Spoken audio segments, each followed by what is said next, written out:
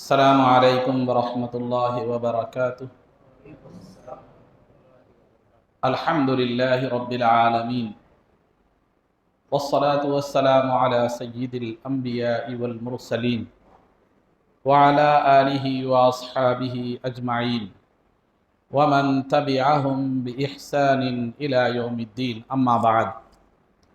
قال اللہ تبارک وتعالی فی القرآن المجید والفرقان الحمید، اعوذ باللہ من الشیطان الرجیم، بسم اللہ الرحمن الرحیم۔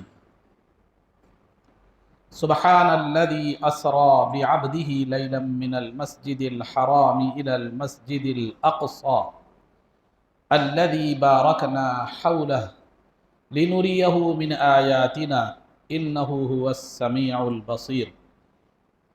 وقال تعالى في مقام آخر والنجم إذا هوى ما ضل صاحبكم وما غوى وما ينطق عن الهوى إن هو إلا وحي يوحى علمه شديد القوى ذو مرة فاستوى وهو بالأفق الأعلى ثم دنا فتدلى فكان قاب قوسين أو أدنى فأوحى إلى عبده ما أوحى ما كذب الفؤاد ما رأى أفتمارونه على ما يرى ولقد رآه نزلة أخرى عند سدرة المنتهى عندها جنة المأوى۔ صدق الله العظيم۔ قال الله تبارك وتعالى في شان حبيبه صلى الله عليه وسلم إن الله وملائكته يصلون على النبي يا أيها الذين آمنوا صلوا عليه وسلموا تسليما۔ اللهم صل وسلم وزد وبارك على حبيبك سيدنا ونبينا ومولانا محمد وعلى آله وأصحابه أجمعين۔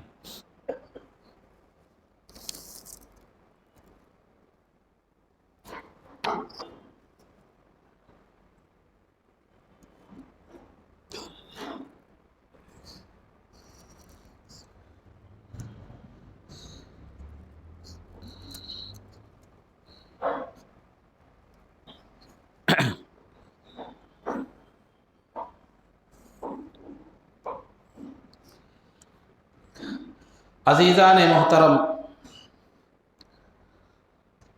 واقعہ معراج دو حصوں پر مشتمل ہے۔ ایک حصہ ہے مسجد حرام سے، یعنی کعبے کے اطراف جو مسجد ہے اس کو مسجد حرام کہا جاتا ہے، مسجد حرام سے مسجد اقصی یعنی بیت المقدس تک۔ پھر دوسرا حصہ ہے بیت المقدس سے ساتوں آسمانوں، جنت، دوزخ اور بارگاہ الہی تک۔ تو قرآن کریم میں سورہ اسراء، جس کو سورہ بنی اسرائیل بھی کہتے ہیں، اس میں مسجد حرام سے مسجد اقصی تک کے واقعے کا ذکر ہے۔ پھر اس کے بعد سورہ نجم میں جو ہے باقی کے آسمانی واقعات کا بھی اجمالاً اور مختصراً تذکرہ ہے، دیدار کا، قربت کا وغیرہ وغیرہ جو ہے وہ تذکرہ ہے۔ اب دیدار کس کا ہے؟ اللہ کا ہے یا جبرائیل علیہ السلام کا ہے؟ اس میں جو ہے نا مفسرین کی رائے ہے، اس کی وضاحت انشاءاللہ میں آگے کروں گا۔ تو بہرحال ان دونوں واقعات، یعنی جو مسجد حرام سے مسجد اقصی تک کا جو سیر ہے اس کو کہتے ہیں اسراء، اس کو کہتے ہیں اسراء۔ جیسے ہم لوگ سلام وغیرہ میں بھی پڑھتے ہیں کہ شب اسراء کے دلہا پہ لاکھوں درود، اسی کی طرف اشارہ ہے۔ نکل آیا اسراء کی شب، جو ہے نا حق یہ کہتا ہوا، نکل آیا پردے سے اسراء کی شب حق یہ کہتا ہوا لو ہے تم کو سلام۔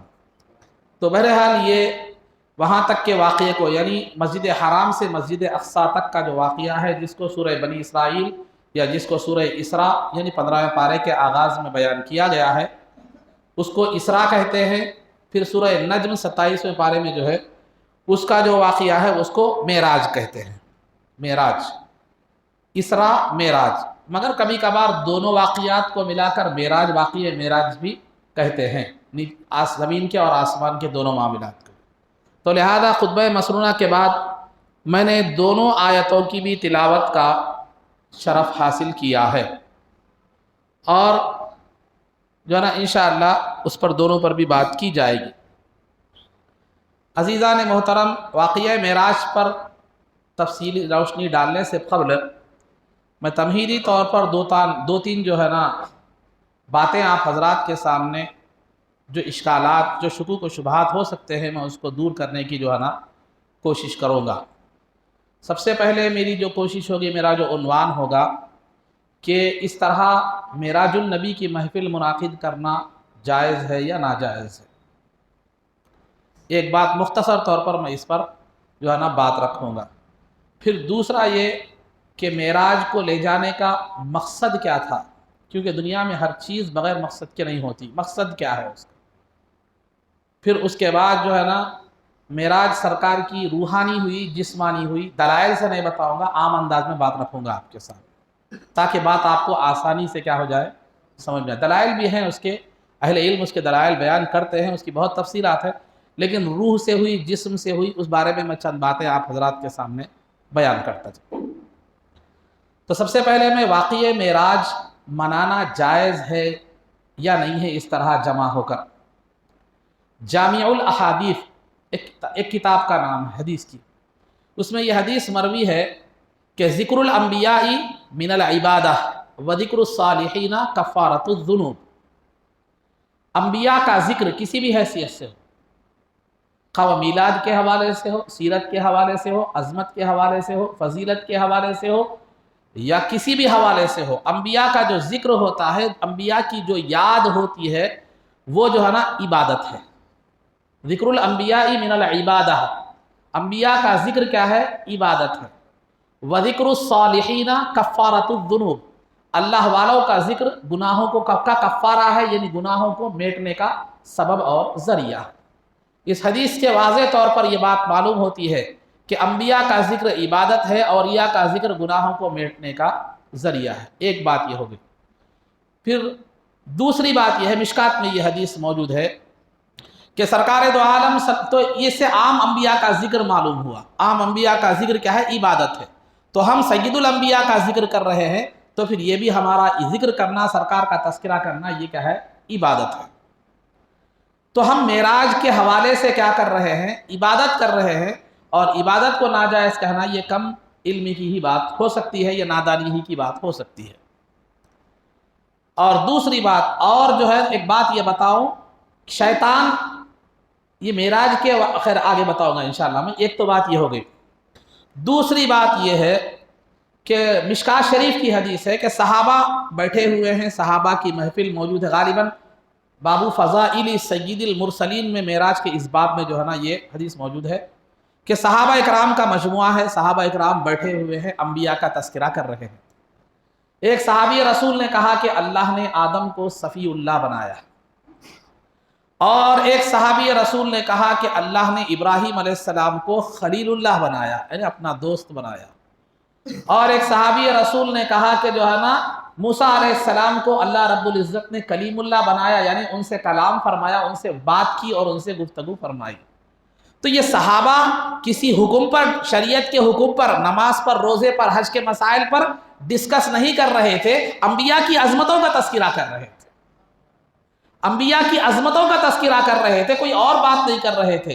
تو سرکار یہ گفتگو سماعت فرما رہے تھے، سرکار باہر نکلے اور یہ نہیں فرمایا کہ انبیاء کا تذکرے کی محفل منعقد کرنا یہ بدعت ہے، یہ غلط ہے، یہ ناجائز ہے، یہ غلط ہے، بلکہ سرکار نے فرمایا یقیناً اللہ نے ابراہیم کو خلیل اللہ بنایا، موسیٰ کو کلیم اللہ بنایا، آدم کو صفی اللہ بنایا، الا وانا حبیب اللہ، خبردار ہو جاؤ کہ میں اللہ کا حبیب ہوں۔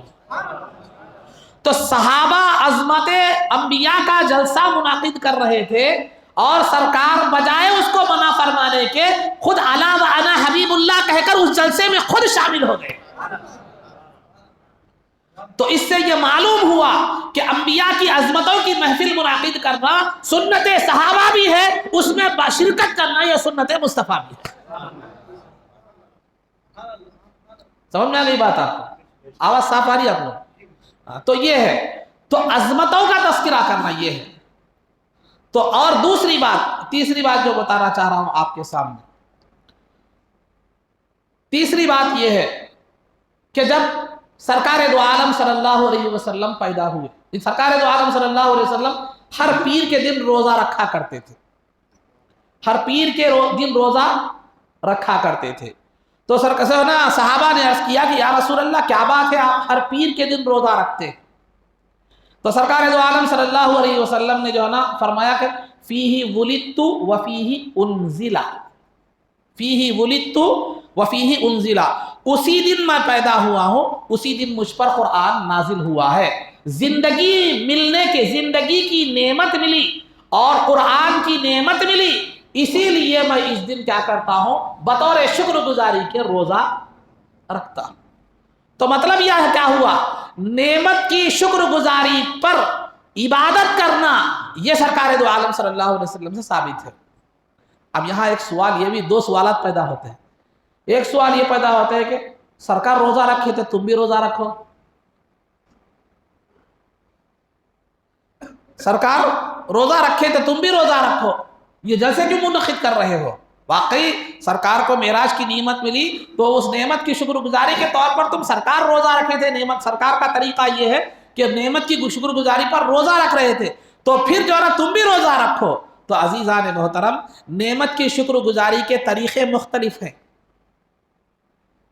खाना खाने आप पानी पी रहे हैं तो आदाब में क्या है आपके लिए, बिस्मिल्लाह पढ़कर पानी पीना शुरू करें, 2 सांस या 3 सांस में पिए। उसके बाद क्या करें, आखिर में क्या करें, अल्हम्दुलिल्लाह कहें, यानी तमाम तारीफ अल्लाह के लिए, अल्लाह का शुक्र अदा करें। खाना खा लिए, शुक्र में शुरू में बिस्मिल्लाह या जो भी दुआ है पढ़ ले, अल्लाहुम्मा बारिक लना फीमा रज़क़तना। उसके बाद आखिर में जो है खाना होने के बाद आपको अल्हम्दुलिल्लाह कहें, अल्हम्दुलिल्लाह कहें या अल्हम्दुलिल्लाहिल्लज़ी अतअमना व सक़ाना व जअलना मिनल मुस्लिमीन, ये दूसरी दुआ है। तो खाने के बाद हो या पानी पीने के बाद हो, आपको यह हुक्म नहीं दिया गया कि नमाज पढ़ो, क्योंकि शुक्रगुजारी का तरीका सिर्फ नमाज से है नहीं, बल्कि शुक्रगुजारी का तरीका जिस तरह रोजे से होता है। मिसाल के तौर पर आपको कोई नेमत हासिल होती है, फौरन 2 रकात शुक्राना नमाज अदा करते हैं, होती है नहीं होती? और जो है ना नमाज, रमजान में कुरान जो है ना नाजिल हुआ लैलतुल क़द्र में, तरावी में पूरा मुकम्मल कुरान पढ़ने का हुक्म दिया गया। क्यों दिया गया? मसलहत यही है कि कुरान के नुज़ूल की शुक्रगुजारी की जाए।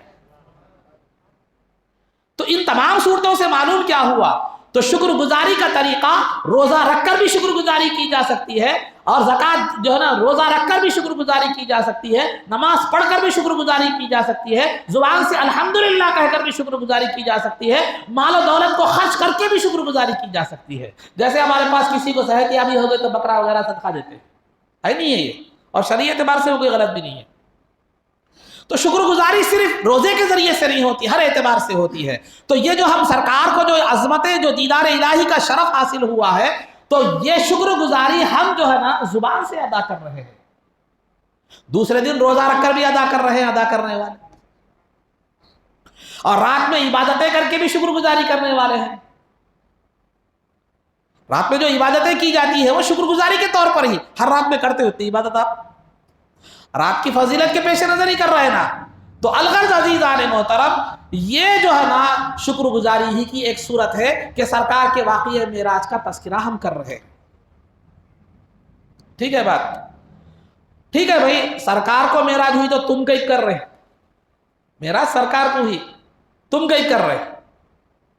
अच्छा, ये इससे पहले एक बात, ये जुबानी शुक्रगुजारी जो कर रहे, जुबानी शुक्रगुजारी, वाक़िए मेराज की जुबानी शुक्रगुजारी जो है वो खुद अल्लाह ने भी की है। वाक़िए मेराज को अल्लाह ने सूरह इसरा, जैसे मैंने इतनी लंबी कुरान की आयतें पढ़ी, 15वें पारे में भी वाक़िए मेराज को बयान फरमाया, और सूरह नज्म में भी वाक़िए मेराज को बयान फरमाया। तो फिर मालूम क्या हुआ, अल्लाह जो कर रहा है کوئی دسترخوان نہیں اتارا معراج کے بدلے میں، یا کوئی اور چیز من و سلوا نہیں اتارا، بلکہ اللہ نے واقعہ معراج کا تذکرہ قرآن میں بھی کیا، اور جو ہے نا سرکار نے احادیث صحیحہ میں بھی واقعہ معراج کا تذکرہ کیا۔ نہ اس میں کوئی حکم بیان کرنا تھا، نہ کوئی مسائل بیان کرنے تھے، تو پھر یہ کیا تھا؟ سرکار نے زبانی شکر گزاری کے طور پر واقعہ معراج کا ذکر فرمایا، اور اس کی کئی مقاصد ہو سکتے ہیں، لیکن اللہ رب العزت نے سرکار کے معراج کے تذکرے کو قیامت تک باقی رکھنے کے لیے قرآن کریم میں نازل فرمایا۔ تو زبانی شکر گزاری کرنا یہ خدا اللہ رب العزت کی بھی سنت ہے، واقعہ معراج کا تذکرہ زبانی طور پر کرنا مصطفیٰ جان رحمت صلی اللہ علیہ وسلم کی بھی سنت ہے، ورنہ واقعہ معراج ہم تک کیسا پہنچ سکتے تھے؟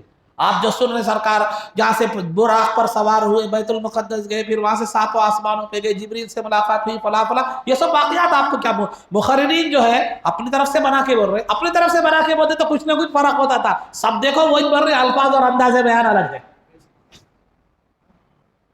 تو یہ واقعہ سرکار نے مسلمانوں کو بھی بتایا، کافروں کو بھی بتایا، کیوں؟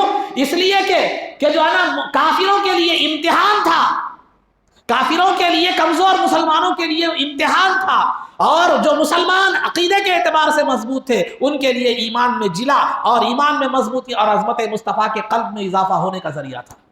نتیجہ وہی نکلا، آپ احادیث میں پڑھ لیجئے، کافروں نے انکار کر دیا، اور جو ہے نا بعض کمزور مسلمان تھے وہ جو اسلام سے پھر گئے، اور جو ہے نا جو پکے مومن تھے وہ صدیق بن گئے۔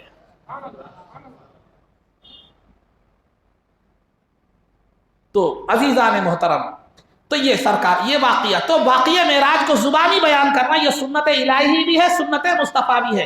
پھر وہ سرکار سے سن کر صحابہ نے تابعین کو بیان کیا، تابعین نے تبع تابعین کو بیان کیا، تبع تابعین نے محدثین کو بیان کیا، محدثین نے اپنی کتابوں میں ہمیشہ کے لیے درج کر دیا، علماء اس کو پڑھتے رہتے ہیں، ہر ماننے والا بھی پڑھتا ہے، نہ ماننے والا بھی پڑھتا ہے، کسی کو توفیق ہوتی ہے کسی کو نہیں ہوتی، ایک الگ بات ہے۔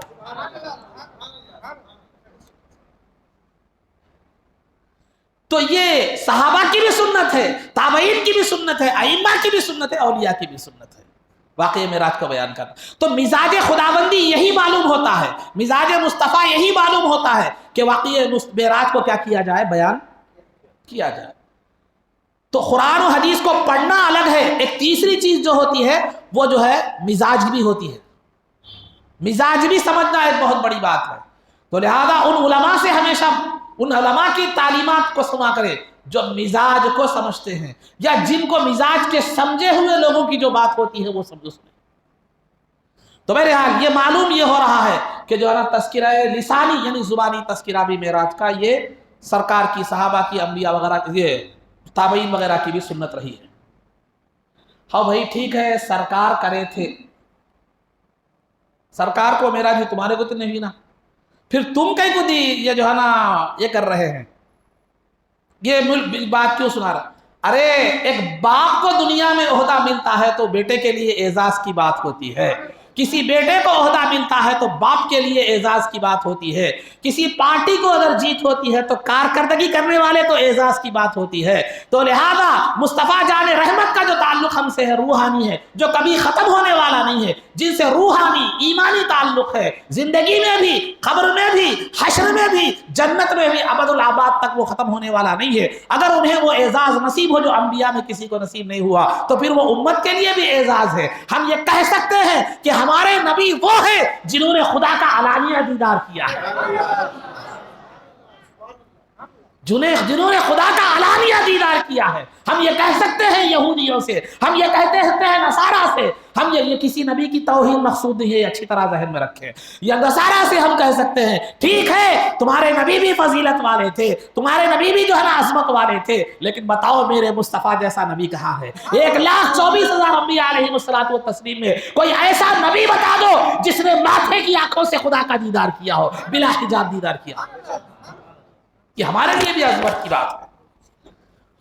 قرآن میں اللہ نے فرمایا کنتم خیر امت، فرمایا تم بہترین امت ہو، بلکہ اللہ تعالیٰ نے فرمایا بہترین امت۔ کیوں فرمایا؟ تم بہترین لوگ ہو نہیں فرمایا، تم بہترین امت ہو فرمایا۔ تو تمہاری بہترین امت ہونے کی حیثیت سے ہے، مسلمان ہونے کی حیثیت سے نہیں۔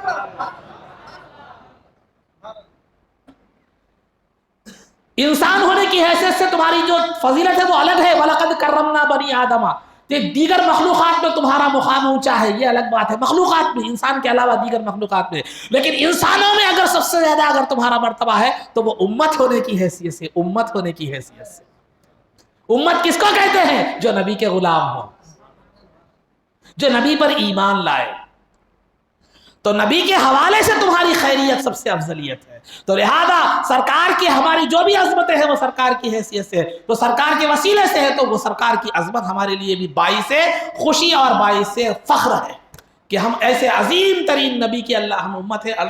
باعث شکر بھی ہے کہ اللہ نے اس جیسے عظیم نبی کی جو ہے نا امت پہ ہمیں پیدا فرمایا۔ تو سرکار کو عظمت ملنا یہ ہمارے لیے بھی عظمت ملنے کی بات ہے۔ تو جس طرح سرکار شکر گزاری کرتے تھے، ہمارے لیے بھی شکر گزاری جو ہے نا ضروری ہے، خواہ وہ عبادت کی حیثیت سے کرو، زبانی حیثیت سے کرو، قرآن کی تلاوت کر کے کرے، 2 رکعت شکرانہ نماز ادا کر کے کرے، جو بھی کرے جس انداز میں کرے۔ شکر اور محبت کا کوئی طریقہ نہیں ہے، یاد رکھیے، متعین نہیں ہے۔ شکر اور محبت کا کوئی طریقہ متعین نہیں ہے۔ جو شرعی حدود میں رہ کر جو بھی خیر کا کام کیا جائے وہ شکر ہے، اور شکر ہے، اور جس انداز میں بھی محبت کا اظہار کیا جائے وہ بھی کیا ہے معلوم ہے، شرعی حدود میں رہ کر وہ بالکل درست ہے۔ یہ ایک ہے۔ اور ایک بات عزیزان محترم، شیطان تمہارا دشمن ہے۔ ان الشیطان للانسان عدو مبین، شیطان انسان کا کھلا دشمن ہے۔ دشمن کبھی بھی دشمن کی برائی بھلائی نہیں چاہتا، دشمن کبھی بھی دشمن کی برائی نہیں چاہتا، بھلائی نہیں چاہتا۔ تو لہذا عزیزان محترم، شیطان صرف ایک نہیں ہے، شیطان 2 طرح کے ہیں۔ وَكَذَلِكَ جَعَلْنَا لِكُلِّ نَبِيٍّ عَدُوًّا شَيَاطِينَ الْإِنسِ وَالْجِنِّ، ہر نبی کے لیے ہم نے 2 طرح کے دشمن بنائے ہیں، ایک جنات میں دشمن، ایک انسانوں میں دشمن۔ تو جس طرح جنات میں شیطان جس کو ہم کہتے ہیں جنات کا دشمن ہے، اسی طرح نبی کا دشمن انسان کا بھی دشمن ہے۔ سرکار کے خیر شیطان کا نبی کا دشمن ہونے میں ہمیں کوئی اختلاف نہیں ہے۔ انسانوں میں جیسے دشمن ہے کفار، مشرکین، منافقین جو سرکار کے دور میں تھے، یہود و نصارہ وغیرہ، تو اسی طرح امتیوں کے لیے بھی اور لوگوں کے لیے بھی جو ہے نا، عام لوگوں کے لیے بھی، مسلمانوں کے لیے بھی 2 طرح کے دشمن ہیں، اور ایک دشمن جنات میں سے ہے، شیاطین میں سے ہے، اور ایک انسانوں میں سے ہے۔ تو اگر کوئی عمل آپ کرنے جا رہے ہیں، اچھا کام کرنے جا رہے ہیں، تو سامنے والا اگر اس کو روکنے کی، اس کو ختم کرنے کی، اس کو یہ کرنے کی کوشش کرے تو سمجھو کہ وہ شیاطین الانس یا شیاطین الجن ہے، اور آپ کا عمل کیا ہے معلوم؟ اچھا ہے، کیونکہ اچھا نہیں رہتا تو شیطان کو برداشت نہیں ہوتا، اچھا نہیں رہتا تو شیطان کو برداشت نہیں ہوتا تھا۔ تو بہکا رہا ہے، سمجھو بہکا رہا ہے، یہ کہاں ہے، وہ کہاں ہے، ہمارے اسلاف میں سے کسی نے کیا ہے، یہ قاعدہ بہت چل رہا ہے آج کل، بہت چل رہا ہے۔ پہلے والے ہمارے بزرگوں میں سے ابو بکر نے کیا کیا، عمر نے کیا کیا، عثمان نے کیا کیا، صحابہ نے کیا کیا، یہ بالکل قاعدہ نہیں، یہ بنایا ہوا قاعدہ ہے۔ کئی حدیث میں، کئی فقہ میں، اصول تفسیر میں، اصول فقہ میں کہیں بھی یہ قاعدہ آپ کو نہیں ملتا کہ اسلاف جو چیز نہیں کرے وہ تم مت کرو، اسلاف جو چیز نہیں کرے بلکہ تم وہ مت کرو۔ یہ اس کے برخلاف، یہ قاعدے کے خلاف میں بات بتاؤں گا۔ عمر فاروق رضی اللہ تعالیٰ عنہ کا دور خلافت ہے، عمر فاروق رضی اللہ تعالیٰ عنہ کا دور خلافت، صحابہ چھوٹی چھوٹی ٹکڑیوں کی شکل میں تراویح کی نماز پڑھ رہے تھے، تو عمر فاروق رضی اللہ تعالیٰ عنہ نے جو ہے نا کہا، سوچا کہ ان تمام صحابہ کو ایک جماعت میں شامل کر دے، ایک حافظ کے پیچھے قرآن کی تلاوت یہ کر دے۔ تو ایک صحابی رسول نے عرض کیا کہ یہ ابو بکر اور سرکار کے زمانے میں نہیں تھا، صحابی کا جو خیال تھا ابو بکر اور سرکار کے زمانے میں نہیں تھا، یعنی ہمارے پہلے والوں میں یہ کام نہیں تھا۔ تو عمر فاروق رضی اللہ عنہ نے کیا فرمایا؟ ہاں مگر اچھا ہے کرو، ہاں اچھا ہے مگر کرو۔ تو اس میں 2 باتیں ہیں، اگر کوئی کام اچھا ہو تو یہ نہیں دیکھا جائے گا کہ پچھلے والوں میں ہے یا نہیں ہے، پچھلے والوں میں ہے یا نہیں، یہ نہیں دیکھا جائے گا۔ اگر یہ دیکھا جاتا کہ ہمارے سے قرآن کو جمع کرتے وقت بھی یہ بات آئی تھی، قرآن جب نازل ہو رہا تھا تو ہڈیوں پر، ٹھیکریوں پر، کھجور کی چھالوں پر مختلف انداز میں لکھا ہوا تھا، اگرچہ کہ سرکار نے ترتیب وار لکھا دیا تھا مگر جمع ایک جگہ نہیں تھا۔ جب جمع کرنے کی بات آئی تو بھی یہی بات اٹھی تھی کہ اسلاف میں یہ چیز نہیں ہے۔ نہ خلفاء نے اس بات کو اپنایا، نہ عمر فاروق نے اس بات کو اپنایا، بلکہ قرآن جمع کیا۔ اگر وہ سوچتے کہ ہمارے پاس جو ہے نا، ہمارے بڑے والوں نے، ہمارے سے پہلے والوں نے یہ کام نہیں کیا، تو آج قرآن بھی جمع نہیں ہوتا تھا. مختلف صحابہ کے پاس ٹکڑوں ٹکڑوں کی شکل میں قرآن کیا ہوتا تھا؟ رہ جاتا تھا. اور پھر جو ہے نا پھر صحابہ کی زندگیاں ختم ہو جاتی, پھر وہ ناپید ہو جاتا کیونکہ اس کے اور کاپیز نہیں ہوتے تھے. اگر بعد والے یہ سوچتے کہ قرآن کو 30 پاروں میں نہ جمع کیا جائے یا قرآن پر زبر زیر پیش نہ لگایا جائے تو پھر آج قرآن پڑھنے کے عرب تو پڑھ لے سکتے تھے لیکن آپ قابل ہی نہیں رہتے تھے. اگر وہ یہ سوچتے کہ قرآن جو ہے نا پہلے والوں نے یہ اعراب لگانے کا زبر زیر پیش لگانے کا کام نہیں کیا, ہم کیوں کریں. عمر فاروق یہ سوچتے کہ پہلے والوں نے ایک جماعت کے ساتھ تراویح نہیں پڑھی, اگر یہ سوچتے تو آج ہماری مسجد تراویح سے ویران ہو جاتی, کیونکہ وہ صحابہ تھے, ان کے دل میں تراویح کی عظمت تھی, وہ پڑھتے تھے. آج تو ہم دہیز ایک شبینہ پہ کام چلانے والے ہیں, ہم سے کیسے توقع رکھی جا سکتی تھی کہ ہم اپنے طور پر تراویح کا اہتمام کریں. اگر عمر بن عبد العزیز رحمۃ اللہ تعالی علیہ کے زمانے میں حدیثیں جو مختلف انداز میں تھی اگر ان کو جمع نہیں کیا جاتا, امام بخاری, امام مسلم, ابن ماجہ یہ زندگی کو حدیثوں کو جمع کرنے کے لیے وقف نہ کرتے, یہ سوچ کر کہ پہلے والوں نے یہ کام نہیں کیا, تو آج تمہارے پاس حدیثوں کا ذخیرہ کہاں ہوتا, مدرسے میں درس بخاری کہاں ہوتا, ختم بخاری کہاں ہوتا. ہمارے فقہا یہ سوچتے کہ فقہ قرآن و حدیث سے مسائل نکالنا پہلے والوں نے نہیں کیا, اب ہم کیوں کریں, تو پھر آج فقہی مسائل زندگی گزارنے کے لیے آپ محتاج ہو جاتے. تو یہ ان تمام مثالوں سے کیا معلوم ہو رہا ہے کہ یہ جو ہمارے پہلے والوں نے جو کام نہیں کیا ہم کیوں کریں, یہ صحابہ کا مزاج نہیں تھا, خلفاء کا مزاج نہیں تھا, یہ بات کا مزاج ہے, یہ پٹا ٹپل کو لائی گئی ہوئی بنایا ہوا قاعدہ ہے. یہ اپنی مقاصد کی تکمیل کے لیے کیا کیا گیا ہے, لایا گیا ہے. اپنے جو ہے نا بات کو دوسروں پر مسلط کرنے کے لیے کچھ بھی نہیں ملا تو بدعت بول دو, کچھ بھی نہیں ملا تو ہمارے صحابہ کرے کیا یہ بولو. صحابہ نہیں کرے سو کر رہے بولنے نہیں آتا. صحابہ پکچر نہیں دیکھ رہے, صحابہ ہیئر اسٹائل نہیں بنائے کر رہے ہیں اس کے خلاف, سنت کے خلاف کام کر رہے ہیں. یہ صحابہ نہیں کرے, سرکار نہیں کرے, بولنے کی ہمت نہیں ہے. لیکن دین کی بات آتے ہی, میلاد کی بات آ جائے, معراج کی بات آ جائے, برات کی بات آ جائے تو صحابہ کرے کیا, ہمارے اسلاف کرے کیا, ائمہ کرے کیا, وہ کرے کیا, یہ کرے کیا. سامنے والے کو بلا کے پکچر دیکھنا صحابہ کرے دیکھے گا, لڑکیوں سے چیٹنگ کرنا ہے کیا, صحابہ کرے کیا, یا بات تو کرے کیا, اس وقت فون نہیں تھا ہوگا. جو نہیں کرے اگر کر رہا ہے تو وہاں کچھ بھی نہیں, جو ہے نا بری باتیں سب ہو رہی تو کچھ بھی نہیں, لیکن جو ہے نا اگر کرے جو ہے نا غیروں کو راضی کرنے کے لیے مشرکانہ اعمال ہو رہے ہیں, لیکن وہاں یہ سوال نہیں ہوتا کہ صحابہ کرے تھے کیا. یہ اعتراض کرنے والے تھے, وہ بھی کرنے والے ہیں. واقعہ معراج پر صحابہ کرے کیا, تابعین کرے کیا, یہ بولنے والے مشرکانہ کام کر رہے, کیوں, غیروں کو راضی کرنے کے لیے. وہاں یہ خیال نہیں آیا کہ ہمارے صحابہ کرے کیا نہیں کرے, تھوڑی سی دنیاوی فائدے کے لیے. تو الغرض عزیزان محترم, یہ جو قاعدہ ہے یہ قاعدہ علماء کے نزدیک معتبر نہیں ہے, قاعدہ ہی نہیں ہے وہ بتایا بنا لیا گیا ہے. ورنہ میں نے قاعدے کے خلاف کئی مثالیں آپ کو دی ہیں. اگر ہمارے اسلاف امام ابو یوسف رحمۃ اللہ تعالی رات بھر بیٹھ کر مسائل نکالتے تھے. لوگوں نے پوچھا آپ اتنی رات کیوں گزارتے ہیں, اتنی رات بھر مسائل کیوں نکالتے ہیں, تو آپ نے فرمایا یہ جو قوم سو رہی ہے یہ ہمارے بھروسے پر سو گئی, اگر ہم بھی سو جائیں تو پھر دین کا کیا ہوگا. اگر وہ یہ کہہ کر خاموش بیٹھ جاتے حدیث کو حدیث کی شکل میں رہو, پھر اس کو مسائل کی شکل کیوں دے, ہمارے پہلے والوں نے کیا کیا, یہ سوچے تو آج فقہ کی کتابیں نہیں ہوتی. تو الغرض عزیزان محترم یہ بہکاوے کے طریقے ہیں. اور آپ دیکھیے جو شرعی اعتبار سے بتا رہا ہوں, میلاد النبی آپ شرعی طریقے سے منا رہے ہیں, معراج النبی شرعی طریقے سے منا رہے ہیں, 11ویں شریف شرعی طریقے سے منا رہے ہیں, تو جو ہے نا آپ سمجھو اگر جو ہے نا یہ جو ہے صحیح طریقے سے آپ شریعت کے مطابق اگر آپ منا رہے ہیں تو لہذا شرعی حدود میں رہ کر منا رہے ہیں, اس پر بھی اعتراض ہو رہا ہے تو سمجھو آپ کے دوست کو کیا ہو رہی, تکلیف ہو رہی ہے. وہ اپنے چیلوں کو کیا کر رہا ہے, چھوڑ رہا ہے. وہ حدیث میں کہا ہے, قرآن میں کہا ہے, صحابہ کرے کیا, اولیاء کرے کیا, وہ کرے کیا, یہ کرے کیا, جو ہے نا امام اعظم ابو حنیفہ کرے کیا. دوسرے مسئلے میں امام اعظم کو مانتا نہیں, مگر یہ مسئلے میں امام اعظم کو دلیل بنا رہا. یہ بھی تو کوئی طریقہ رہا. ارے تو امام اعظم کو اتنا ماننے والا تھا, مخالف کیوں نہیں بن گیا پھر, یہ بہت بول رہے ہیں آپ. ارے تو امام اعظم کی دلیل دے رہا، تو نہیں ماننے والا تو دلیل کیوں دے رہا؟ تو بہرحال پھر حدیث کا دلیل، حدیث پر عمل کرنے والا پھر تو امام اعظم کے قول کو پیش کر رہا۔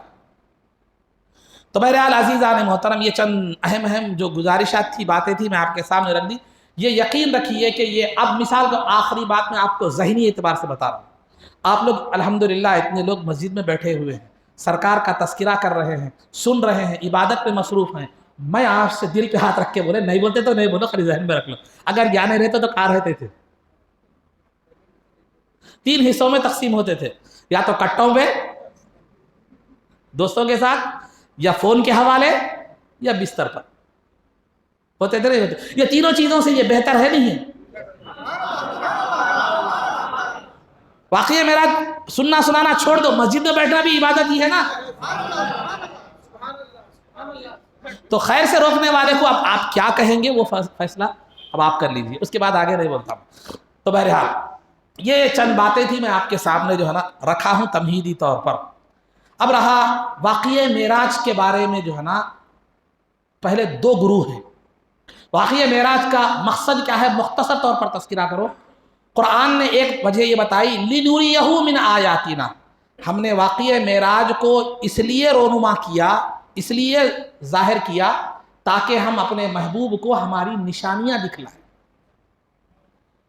ہم اپنے محبوب کو ہماری نشانیاں دکھلائیں، ٹھیک ہے، نشانیاں دکھلائیں، یہ ہے نا۔ اس کے بعد کیا ہوا؟ ایک مقصد یہ ہے، سرکار کو نشانیاں دکھلانا تھا، اس لیے کیا کیا گیا، واقعہ معراج کروایا گیا۔ دوسری وجہ، وَمَا جَعَلْنَا الرُّؤْيَا الَّتِي أَرَيْنَاكَ إِلَّا فِتْنَةً لِلنَّاسِ، ہم نے جو واقعہ معراج کروایا وہ لوگوں کی آزمائش کے لیے، آج تک بھی آزمائش ہے، کیسا ہے بتا تو آپ۔ تو واقعہ معراج کا دوسرا مقصد آزمائش، اور تیسرا مقصد بتانے سے پہلے میں تھوڑا ایک تمہیدی طور پر باتیں بتاتا ہوں۔ علم 3 طرح کا ہوتا ہے، علم مانے نالج، علم 3 طرح کا ہوتا ہے۔ علم کوئی انسان، ایک تو ہوتا ہے یقین 3 طرح کا ہوتا ہے۔ یقین 3 طرح، یقین بولے تو معلوم ایک بھروسہ، جس کو آپ ہم کہہ سکتے ہیں، بھروسہ، کسی چیز پر بھروسہ ہو جانا۔ بھروسہ جب اعلیٰ درجے کا ہو جاتا ہے، بہت زیادہ ہو جاتا ہے، تو اس کو کیا کہتے ہیں؟ یقین کہتے ہیں۔ بھروسہ جب انتہا کو پہنچ جاتا ہے تو اس کو کیا کہتے ہیں آپ؟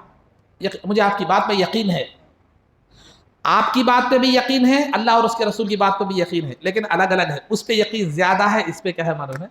کم ہے، کیونکہ آپ سے جھوٹ ممکن ہے لیکن وہاں جھوٹ ممکن نہیں، سمجھے؟ تو بہرحال یقین 3 طرح کا ہوتا ہے، ایک علم الیقین، ایک علم الیقین۔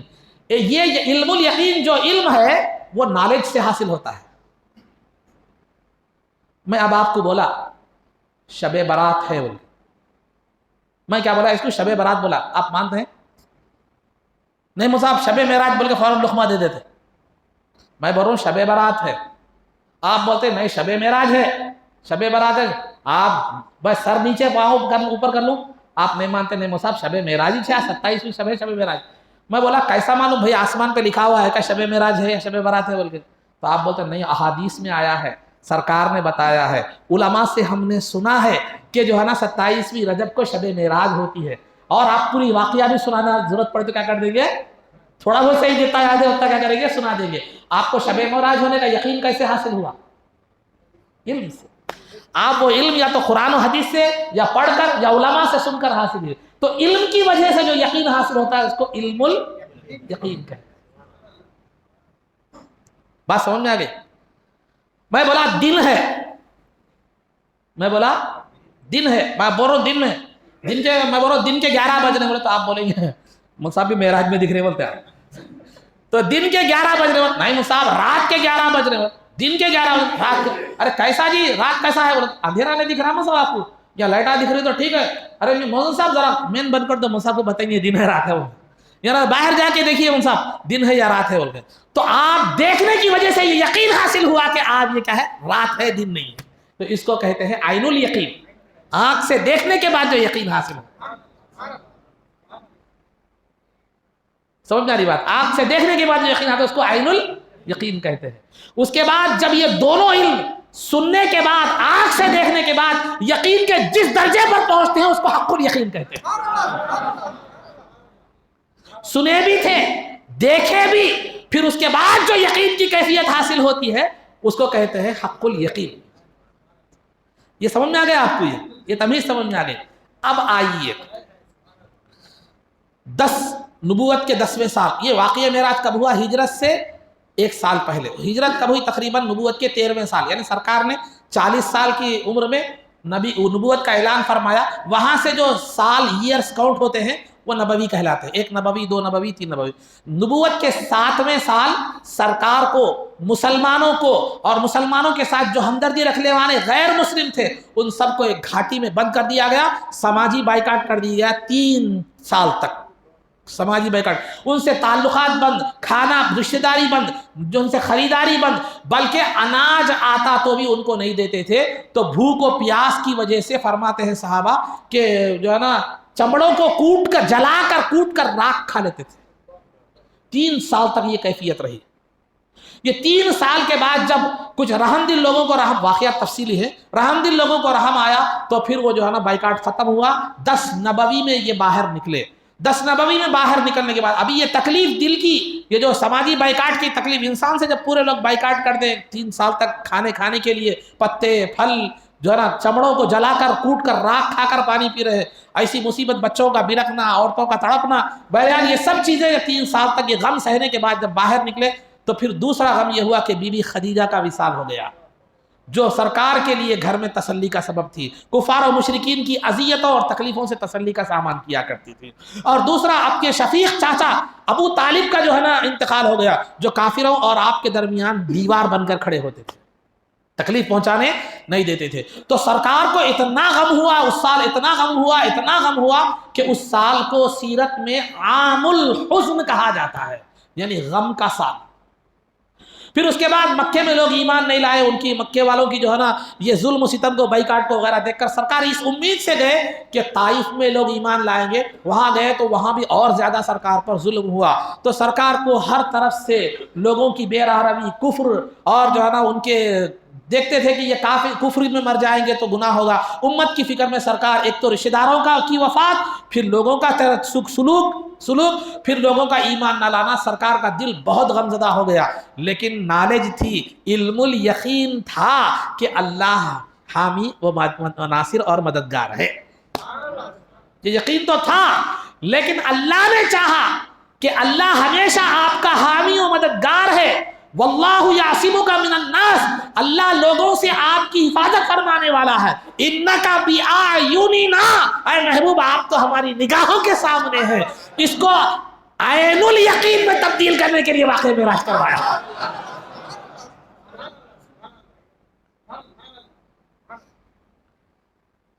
یہاں تک نالج تھی، لیکن اس کو عین الیقین میں تبدیل کرنے کے لیے اللہ رب العزت نے واقعہ معراج میں بلا کر دیدار فرمایا. دنیا مخالف ہو تو کیا ہو، ان اللہ معنا، اللہ ہمارے ساتھ ہے، آپ کے ساتھ. اس کے بعد کمال یقین بھی حاصل ہو گیا، حق الیقین بھی. تو واقعہ معراج کا ایک مقصد یہ بھی تھا. تو 3 مقصد ہو گئے، بہت سے مقاصد ہیں. لنوریہ من آیاتنا، ایک تو نشانیاں دکھلائے، قدرت کی نشانیاں دکھلائے. دوسرا لوگوں کے لیے آزمائش، اور تیسرا عین الیقین کا عطا کرنا.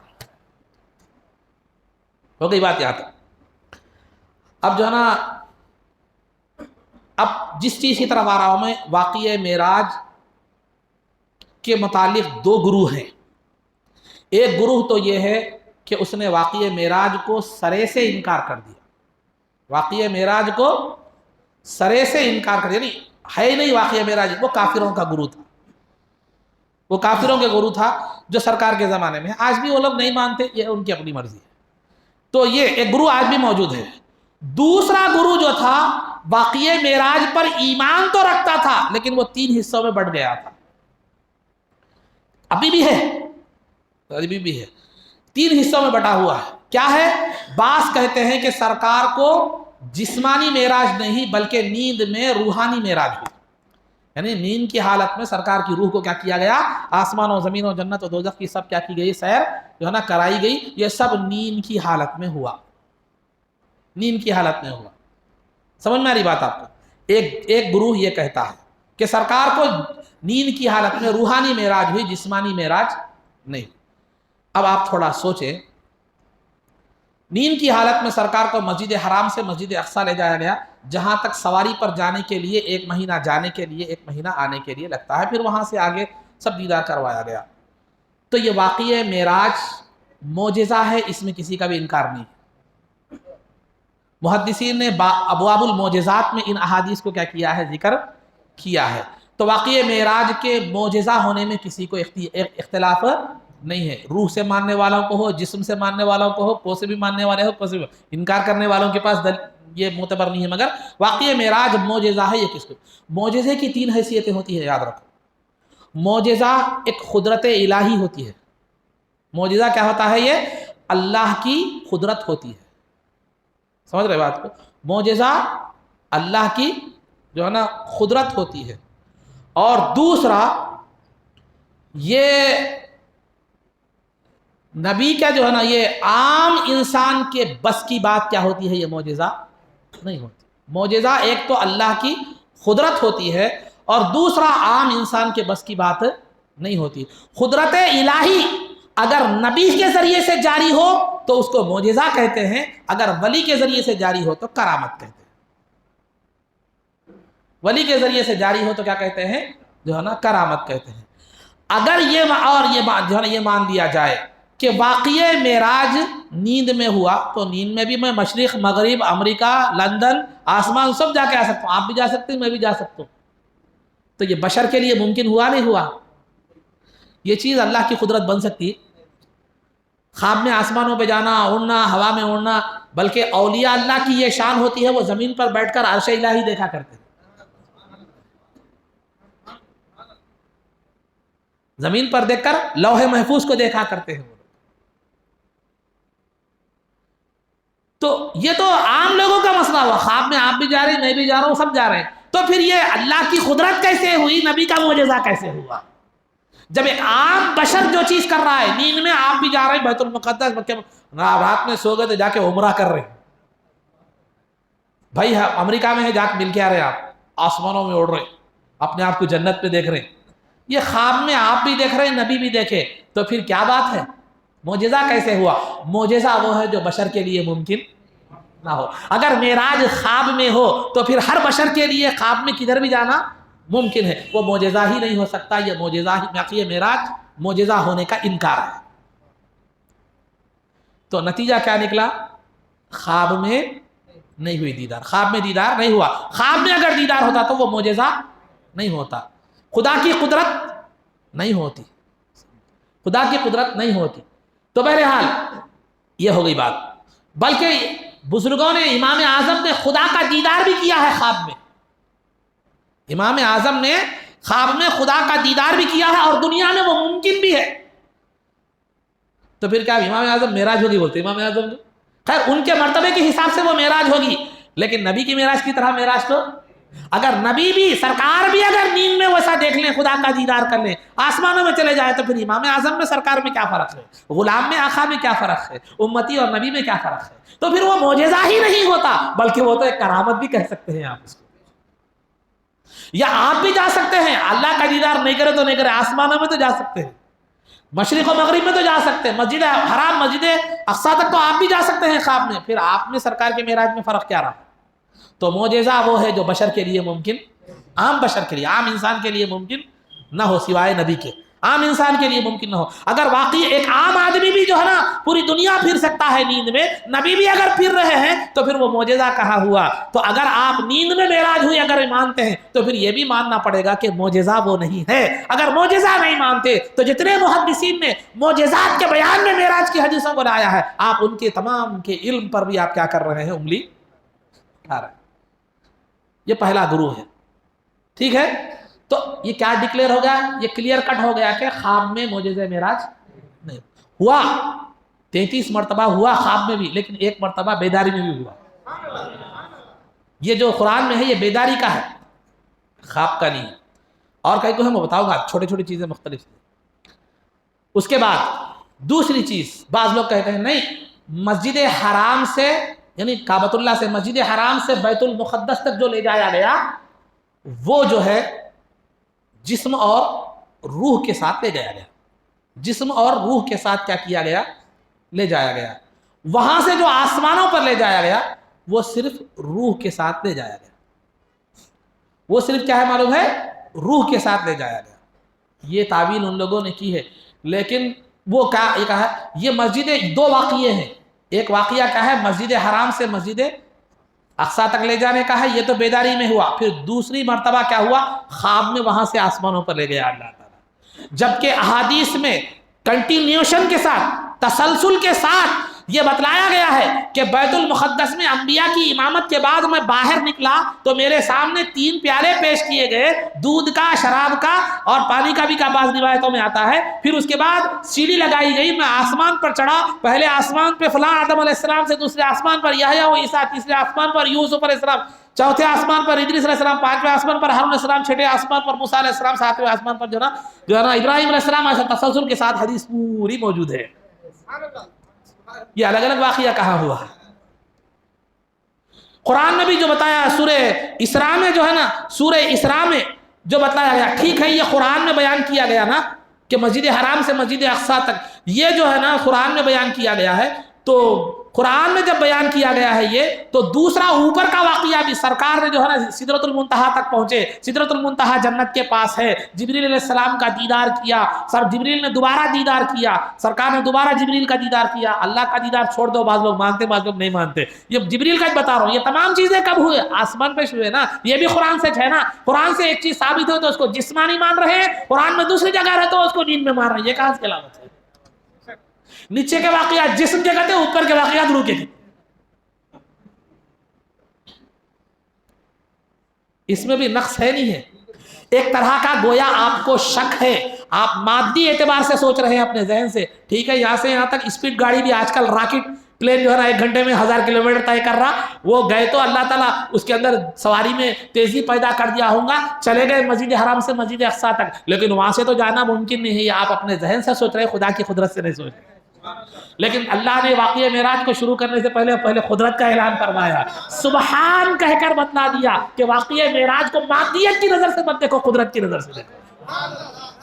جو مادیت کی نظر سے دیکھے مومن تھے تو کافر ہو گئے، کافر اور کفر میں سخت ہو گئے۔ جو قدرت کی نظر سے دیکھے صدیق کا لقب پا گئے۔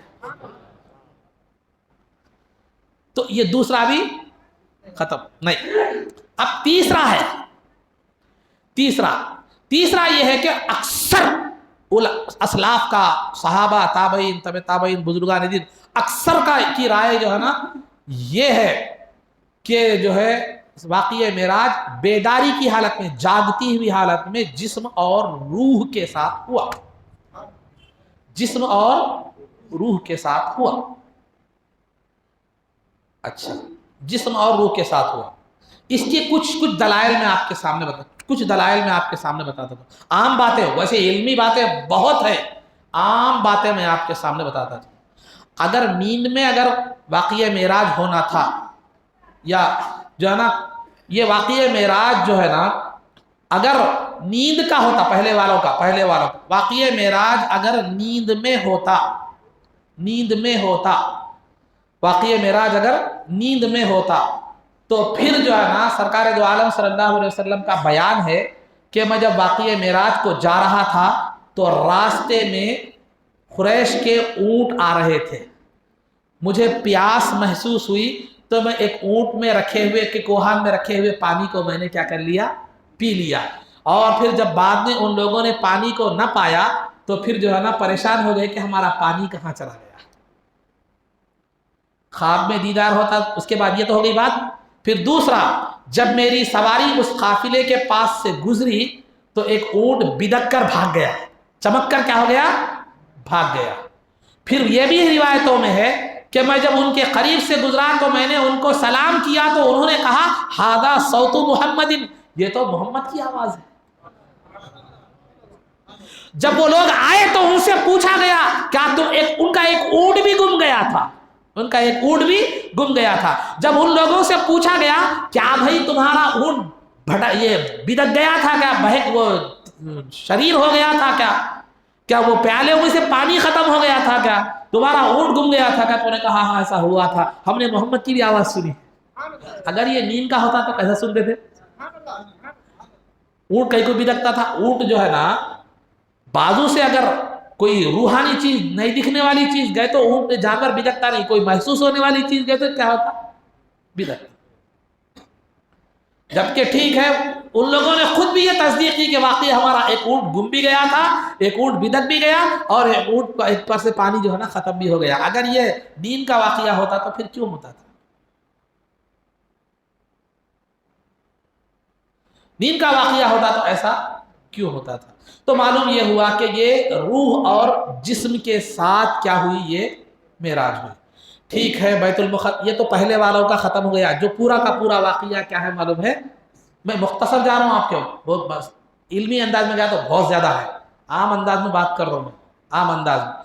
وہ لوگ دوسرے والے کون ہیں؟ جسم سے مسجد حرام سے بیت المقدس تک جسم کے ساتھ گئے، ٹھیک ہے جسم کے ساتھ گئے تو اونٹ کا بہکنا بھی ممکن ہے، پانی پینا بھی ممکن ہے، سب ممکن ہے، لیکن جو ہے نا بیت المقدس سے آسمان تک نیند میں گئے بولے، پھر سیڑھی لگائی گئی، میں سیڑھی پر چڑھ کر آسمان پر گیا، پھر آسمان کا دروازہ کھولا گیا۔ نیند میں گئے تو سیڑھی لگانے کی کیا ضرورت بھائی؟ نیند میں گئے تو سیڑھی لگانے کی کیا ضرورت؟ پھر آسمان کا دروازہ کھولنے کی کیا ضرورت؟ نیند میں گئے تو دروازہ جو ہے نا کسی جسم کے داخل ہونے کے لیے کھولا جاتا ہے۔ ابھی مثال جو جس کو جو ہے نا جسم کی جو چیز، اگر جسم ہی نہ ہو، خواب میں تو جسم ہوتا ہی نہیں، پھر جسم ہی نہ ہو تو پھر دروازہ کے کھولنے کا کیا معاملہ ہے؟ تو سیڑھی ہی کیوں لگائی گئی؟ سیڑھی ہی لگائی نہیں جاتی تھی اگر واقعی معراج جسم وہ ہوتا تو، واقعی معراج اگر روح میں دین میں ہوتا تو پھر سیڑھی لگانے کی ضرورت ہی نہیں ہوتی تھی۔ یہ ایک مختصر جواب ہے۔ تو بہرحال اگر یہ دوسری بات یہ بتا رہا ہوں کہ یہ واقعی معراج کو اگر مسجد حرام سے مسجد اقصی تک جسم کے ساتھ مانیں گے، پھر وہاں سے آسمانوں تک اگر نیند میں مانیں گے، نیند میں جو ہے نا مانیں گے، ایسا مان کے چلو، تو اگر مانیں گے نیند تک مانیں گے تو رات کے مختصر سے حصے میں جا کر آ گئے تو کتنا کلومیٹر ہوگا مسجد حرام سے مسجد اقصی؟ پھر ایک بات بتا رہا ہوں میں آپ کو، بہت سے مدتے 250 300 400 500 1000 کلومیٹر ہوگا۔ وہ تو آج کا انسان بھی تھوڑے وقت میں جا کر آتا راکٹ میں، اگر بڑی تیز سواری نہیں تو پھر کیا اس کو معراج بولیں گے؟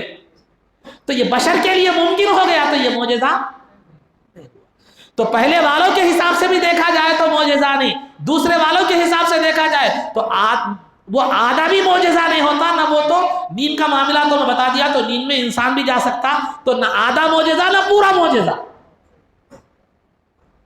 کئی کو جی میں بات بتاؤں، ایک لمحے میں، ایک سیکنڈ میں شیطان جو ہے نا مکے سے بیت المقدس جا سکتا نہ جا سکتا؟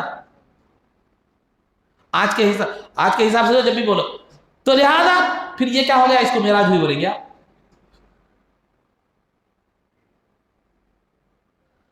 تو معراج اسی وقت سمجھی جائے گی کہ مسجد حرام سے مسجد اقصی پھر 7 آسمانوں کے پر جائے، چونکہ وہاں تک شیطان کی بھی رسائی۔ سمجھ رہے بات کو آپ لوگ؟ سمجھ 12 تو نہیں بجے نا گھڑی میں، تو بھی نہیں بجے، آپ لوگوں کو بھی نہیں بجے ہوں۔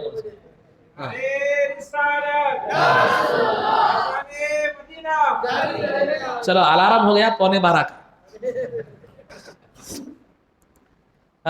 تو بہرحال تو ہمارے پاس اصطلاحات ہے نا، نعرہ تکبیر بولے تو مطلب کیا ہے معلوم ہے؟ ٹھیک ہے آپ جاگ رہے ہیں بولے سرکار، جزاک اللہ بولے تو بس کرو بولے، ایسی بات ایک ادبی انداز میں روکنے کا انداز، جزاک اللہ بولے۔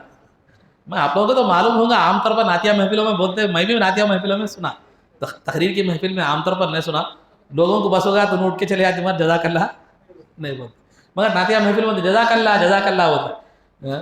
تو بہرحال نعتیہ محفلوں کی بات نکلی ہے تو ایک 2-3 باتیں میں آپ کے سامنے عرض کر، 2-3 باتیں ضروری جو باتیں ہیں آداب کے حوالے سے میں آپ کے سامنے ذکر کرتا ہوں۔ نعتیہ محفل میں ایک بات یاد رکھیے، نعت پڑھنے والوں کے لیے بھی یہ خیال رکھیں کہ سامنے والے کو بیزار مت کریں۔ کیوں؟ اس لیے کہ آپ پڑھتے رہتے ہیں، آپ پڑھ رہے ہیں، آپ کو سمجھ میں نہیں آتا، سامنے والا کیا ہوتا ہے معلوم ہے؟ بیزار ہوتا، جبکہ نماز میں خود بیزار نہیں کرنے کا حکم ہے. یہ بھی نہیں کرنا، اتنا لمبا نہیں پڑھ رہا کہ پڑھتے جا رہے ہیں، یہ نہیں، ایسا نہیں ہونا. مخا محل کے لحاظ سے دیکھیں 2-3 اشعار پڑھنا، سامنے والا بے ادبی میں پڑھ رہا یا رونگ رہا یہ کر رہا تو اس کے ذمہ دار کیا ہے؟ آپ ہیں. یا بسا اوقات جو ہے نا اب اس کو گھر میں جانا ہے، جلدی ہے، سو جانا ہے، جلدی نعتیہ محفل ختم چھوڑ کے بھی جانا نہیں چاہ رہا، اور جو ہے نا وہ جلدی بھی ہونا چاہ رہا، بیزار بھی ہو رہا. اگر ان دل میں کڑ رہا ہے یہ کیا رہے اتنی لمبی پڑھ رہا نعت، ان کیا رہے سلام اتنا لمبا پڑھ رہا، ایسا دل میں کڑ گیا تو پھر اس کے ایمان کے لالے بھی پڑھ سکتے ہیں، اس کا سبب آپ ہی بنیں گے. تو اس لیے نعت اس انداز میں پڑھیے کہ سامنے والے کے اندر طلب اور تڑپ کیا ہے؟ باقی رہے. طلب اور تڑپ ہے باقی رہے. پیٹ بھر کھانے کے بعد بریانی بھی اچھی نہیں دکھتی. ہاں تو اس لیے ذرا اس بات کا ذکر نکلا تھا تو بول رہا ہوں. اب آئیے چند باتیں آپ حضرات کے سامنے معراج کے حوالے سے بتاتا چلوں. اللہ رب العزت معراج کروانا چاہا، اس وقت تو سرکار باحیات تھے. سرکار کو معراج کروانا چاہا تو پہلے مسجد حرام سے شروع ہوئی معراج کا آغاز. مسجد حرام سے شروع ہوئی اور کہاں پر ختم ہوئی؟ مسجد اقصی پر ختم ہوئی. بیچ میں عالم برزخ یعنی خبروں کا عالم بھی دکھایا گیا، جو ہے نا شعیب علیہ السلام کا مقام بھی دکھایا گیا، مدینہ منورہ بھی دکھایا گیا، عیسیٰ علیہ السلام کا بیت اللحم جہاں عیسیٰ علیہ السلام پیدا ہوئے تھے وہ بھی دکھایا گیا، پھر انبیاء کی امامت بھی ہوئی، فلاں ہوئی. یہ سب باتیں جو ہے نا ہوئی. تو مسجد حرام سے آغاز کیوں کیا گیا واقعہ معراج کا؟ کیونکہ واقعہ معراج میں جو اللہ رب العزت جو سرکار کو عظمتیں عطا فرمانا چاہ رہا تھا، سرکار کو جو عظمتیں عطا ہوئی، جو دیدار خداوندی ہوا، جو واقعہ معراج میں جو سرکار کو کمالات وہ سے عطا کیے گئے وہ کائنات میں کسی نبی کو عطا نہیں کیے گئے. تو واقعہ معراج بے مثل و مثال واقعہ تھا، ایسا واقعہ تھا کائنات میں اس کی کوئی مثال اول تا آخر ملنے والی نہیں تھی. تو اس بے مثال واقعے کا آغاز بھی ایک بے مثال مقام سے ہو رہا تھا، وہ تھا کعبۃ اللہ.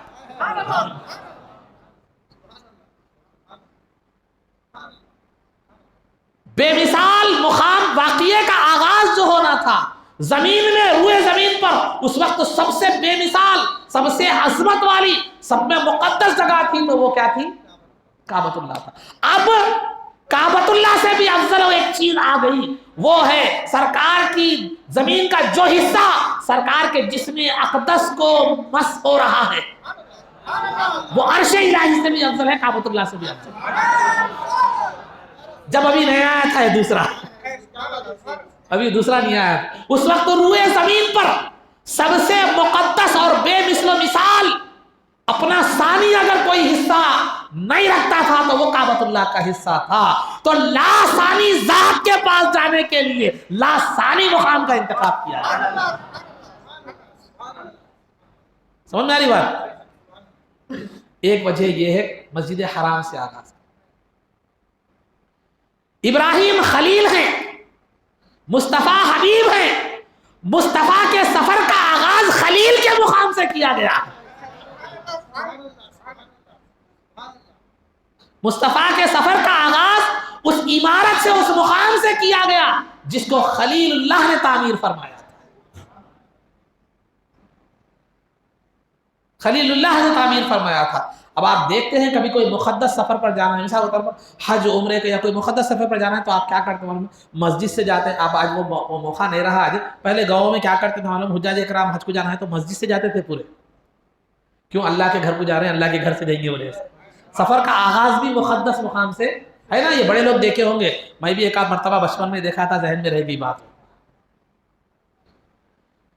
تو حبیب کو لے جایا جا رہا ہے تو مقام کی مناسبت سے خلیل کے مقام کو لے جایا گیا، کیونکہ اس وقت خلیل کا مقام جو ہے نا وہ کعبۃ اللہ تھا. زمین کے خطے کے اعتبار سے بھی معزز تھا، بنانے والے کے اعتبار سے بھی وہ معزز تھا. ٹھیک ہے، اس کے بعد مسجد حرام سے ڈائریکٹ آسمان پر کیوں نہیں لے جایا گیا؟ مسجد حرام سے ڈائریکٹ آسمان کے اوپر کیوں نہیں لے جایا گیا؟ इसलिए नहीं ले जाया गया मुअज़्ज़ज़ सामीन इकराम, उसकी कई वजूहात है। एक दो वजह मैं आपके सामने अर्ज़ करता चलूँ। पहले मस्जिद हराम से आलम जो है ना ले जाया गया, मदीने मुनव्वरा नज़र आया, खजूरों के दरख्त वाली ज़मीन नज़र आई, तो जिब्रील अमीन ने जो है ना ये कहा कि ऐ मोहम्मद सल्लल्लाहु अलैहि वसल्लम यहाँ पर उतरिए और नमाज अदा कीजिए, फसल्ली, यहाँ पर इंजिल फसल, या हादीस में जो अल्फाज है अंज़लहू के अल्फाज आए हैं, जिब्रील ने सरकार को उतारा, तो लिहाजा यहाँ पर उतरिए और नमाज क्या कीजिए, पढ़िए। तो सरकार ने पूछा ये खजूरों वाली ज़मीन, खजूर के दरख्तों वाली ज़मीन क्या है?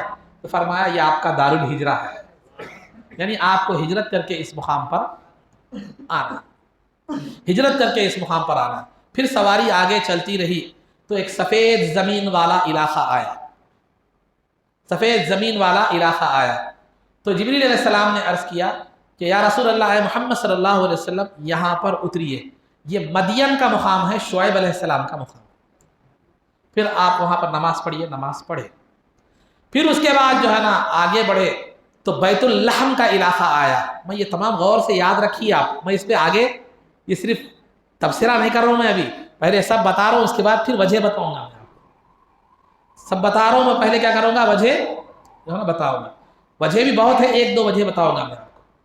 उसके बाद क्या हुआ, वहाँ पर जो है ना ईसा अलैहिस्सलाम की पैदाइश के मुकाम पर 2 रकात नमाज पढ़ने का जिब्रील अलैहिस्सलाम ने गुजारिश की। फिर उसके बाद मूसा अलैहिस्सलाम की खबर पर से गुजर हुआ, तो मूसा अलैहिस्सलाम नमाज पढ़ रहे थे, तो जिब्रील अलैहिस्सलाम ने कहा यहाँ उतरिए और दुआ कीजिए। फसल्ली वहाँ पर दुआ के माना में, वहाँ पर क्या है, सलात के माना नमाज के भी आते हैं, सलात के माना दुआ के भी आते हैं, समझे। तो वहाँ मूसा अलैहिस्सलाम जो है कि वहाँ पर दुआ फरमाई। तो इन तमाम वाक़ियात से क्या मालूम हो रहा है, किसी मुतबर्रिक मुकाम पर नमाज पढ़ना, ये दुआ करना, ये मुस्तफ़ा जान रहमत सल्लल्लाहु अलैहि वसल्लम की सुन्नत भी है और इस्लाम के अहकामात भी है। यही वजह है कि कई हुज्जाज इकराम जो है ना जाते हैं तो जो है ना वहाँ पर सरकार के गारे हिरा में जाकर नमाज पढ़ते हैं, गारे सौर में नमाज पढ़ते हैं, और अगरचे कि ये हज के उम्रे के अहकाम में दाखिल नहीं है, लेकिन तबर्रुकन क्या करते हैं, लोग पढ़ते हैं। तो लिहाजा बरकत हासिल करने के लिए किसी मुतबर्रिक मुकाम पर जाते हैं तो आदाब यह है कि वहाँ 2 रकात नमाज पढ़े, या किसी अल्लाह के महबूब की बारगाह में जाते हैं तो वहाँ क्या करें, दुआ करें, क्योंकि वहाँ दुआएं मकबूल होती हैं। जैसे ज़करिया अलैहिस्सलाम ने बीवी मरियम के हुजरे में दुआ की थी, कुरान कहता है हुनालिका दआ ज़करिया रब्बहु क़ाल रब्बी हबली मिन लदुनका ज़ुर्रियतन तय्यिबह इन्नका समीउद दुआ। तो वो मकबूलियत का मुकाम होता है। मरियम अलैहिस्सलाम के लिए एक अलग हुजरा तामीर किया गया था, तो मिलने के लिए ज़करिया अलैहिस्सलाम जाया आया करते थे। वहाँ बेमौसमी फल आपने देखे, मौसम के अलावा आम के मौसम में जाम, जाम के मौसम में आम, समझाने के लिए बोल रहा हूँ। देखे तो परेशान हो गए, पूछे अन्ना लकी हाज़ा, ऐ मरियम ये फल कहाँ से आए हैं? तो बीबी मरियम ने कहा कालत ही मिन इंदिल्लाह, वो अल्लाह के पास से आए हैं। तो आपको फौरन ख्याल हुआ, औलाद नहीं हुई थी, उम्र हो गई थी 70-80 साल कुछ, तो लिहाजा बताया कि 80 साल कुछ जाहिर हो गई थी, तो कहे कि वहाँ दुआ की, हुनालिका दआ ज़करिया रब्बा, वहाँ ज़करिया अलैहिस्सलाम ने जो है ना दुआ की, तो फौरन फरिश्तों ने जो है ना फनादतहुल मलाइकतु व हुवा क़ाइमुन युसल्ली फिल मिहराब अन्नल्लाह युबश्शिरुका बियहया, कि जो है ना ऐ ज़करिया, अल्लाह तुम्हें यहया अलैहिस्सलाम की खुशखबरी देता है। तो जो है ना ये अहादीस से और कुरान से साबित है कि मुतबर्रिक मुकामात पर जब पहुंचो तो वहाँ नमाज पढ़ो, अल्लाह वालों के पास तो दुआ करो, इससे बरकत भी हासिल होती है, उस मुकाम की बरकत से दुआएं भी क्या होती हैं, कबूल होती हैं। इसलिए कि इन्ना रहमतल्लाहि करीबुम मिनल मुहसिनीन, अल्लाह की रहमत अल्लाह के नेक बंदों के पास बरसती रहती है, तो लिहाजा वहाँ पर दुआ करने से वो रहमत के छींटे भी कुछ हमें मिल जाते हैं। अहादीस से भी इसका सबूत है, फिक़ही मसाइल में भी इसका तज़किरा मौजूद है, उधर तफसील में जाना नहीं चाह रहा।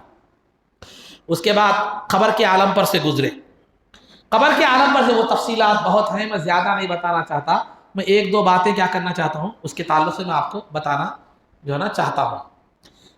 खबर पे मुख्तलिफ हालात का सरकार ने क्या किया, मुशाहदा किया। उसमें एक तो ये था कि कुछ लोग ऐसे थे कि जिनके सरों को पत्थरों से कुचला जा रहा था, सर पत्थर डालते ही सर पाश पाश हो जाते थे, फिर अच्छे हो जाते थे, फिर पाश पाश हो जाते थे। तो जिब्रील से सरकार ने पूछा कि ऐ जिब्राइल, یہ لوگ کون ہیں، انہیں یہ عذاب کیوں دیا جا رہا ہے؟ تو جبریل نے کہا کہ یا رسول اللہ، یہ سر اس لیے بنائے گئے تھے کہ خدا کے سامنے جھکے، تو لہذا یہ لوگ خدا کے سامنے اپنے سروں کو نہیں جھکاتے تھے، نماز میں کوتاہی کیا کرتے تھے، تو لہذا ان کے لیے یہ سزا مقرر ہے، ان کے لیے یہ سزا مقرر ہے۔ اور اس کے بعد دوسرے آدمی کو دیکھیں کہ ایک آدمی ہے جہنم کے کانٹے پتھرے جو بھی ہے گھاس وہ سب کھا رہا ہے، لے رہا ہے کھا رہا ہے، لے رہا ہے کھا رہا ہے، لے رہا ہے کھا رہا ہے۔ تو سرکار پوچھے کہ یہ کون ہے، اس کا حال ایسا جو ہے نا کیوں ہے، یہ جو ہے نا ایسا کیوں، اس کو اتنی سزا کیوں دی جا رہی ہے؟ تو سر جبریل نے عرض کیا کہ یا رسول اللہ، یہ وہ شخص ہے جو دنیا میں حرام و حلال میں تمیز کیے بغیر کھا لیتا تھا، خواہ وہ کھانا ہو یا مال ہو، کچھ بھی ہو، وہ جو ہے نا حرام و حلال کی تمیز کیے بغیر کھا لیتا تھا، تو اس کے بدلے میں یہ سزا اسے کیا کی جا رہی ہے، دی جا رہی ہے۔ آج ہمارے پاس ہم دیکھیں دعوتوں کا معاملہ ہو، پیسے کا معاملہ ہو، خالی ہم پہلے تو انکمنگ رہتا، وہ کیسا آ رہا، کیا آ رہا، حلال کا ہے حرام کا ہے، کسی کا حق تلفی ہے، وہ کیا ہے، ہمارے کو اس سے مطلب جو ہے نا نہیں ہوتا۔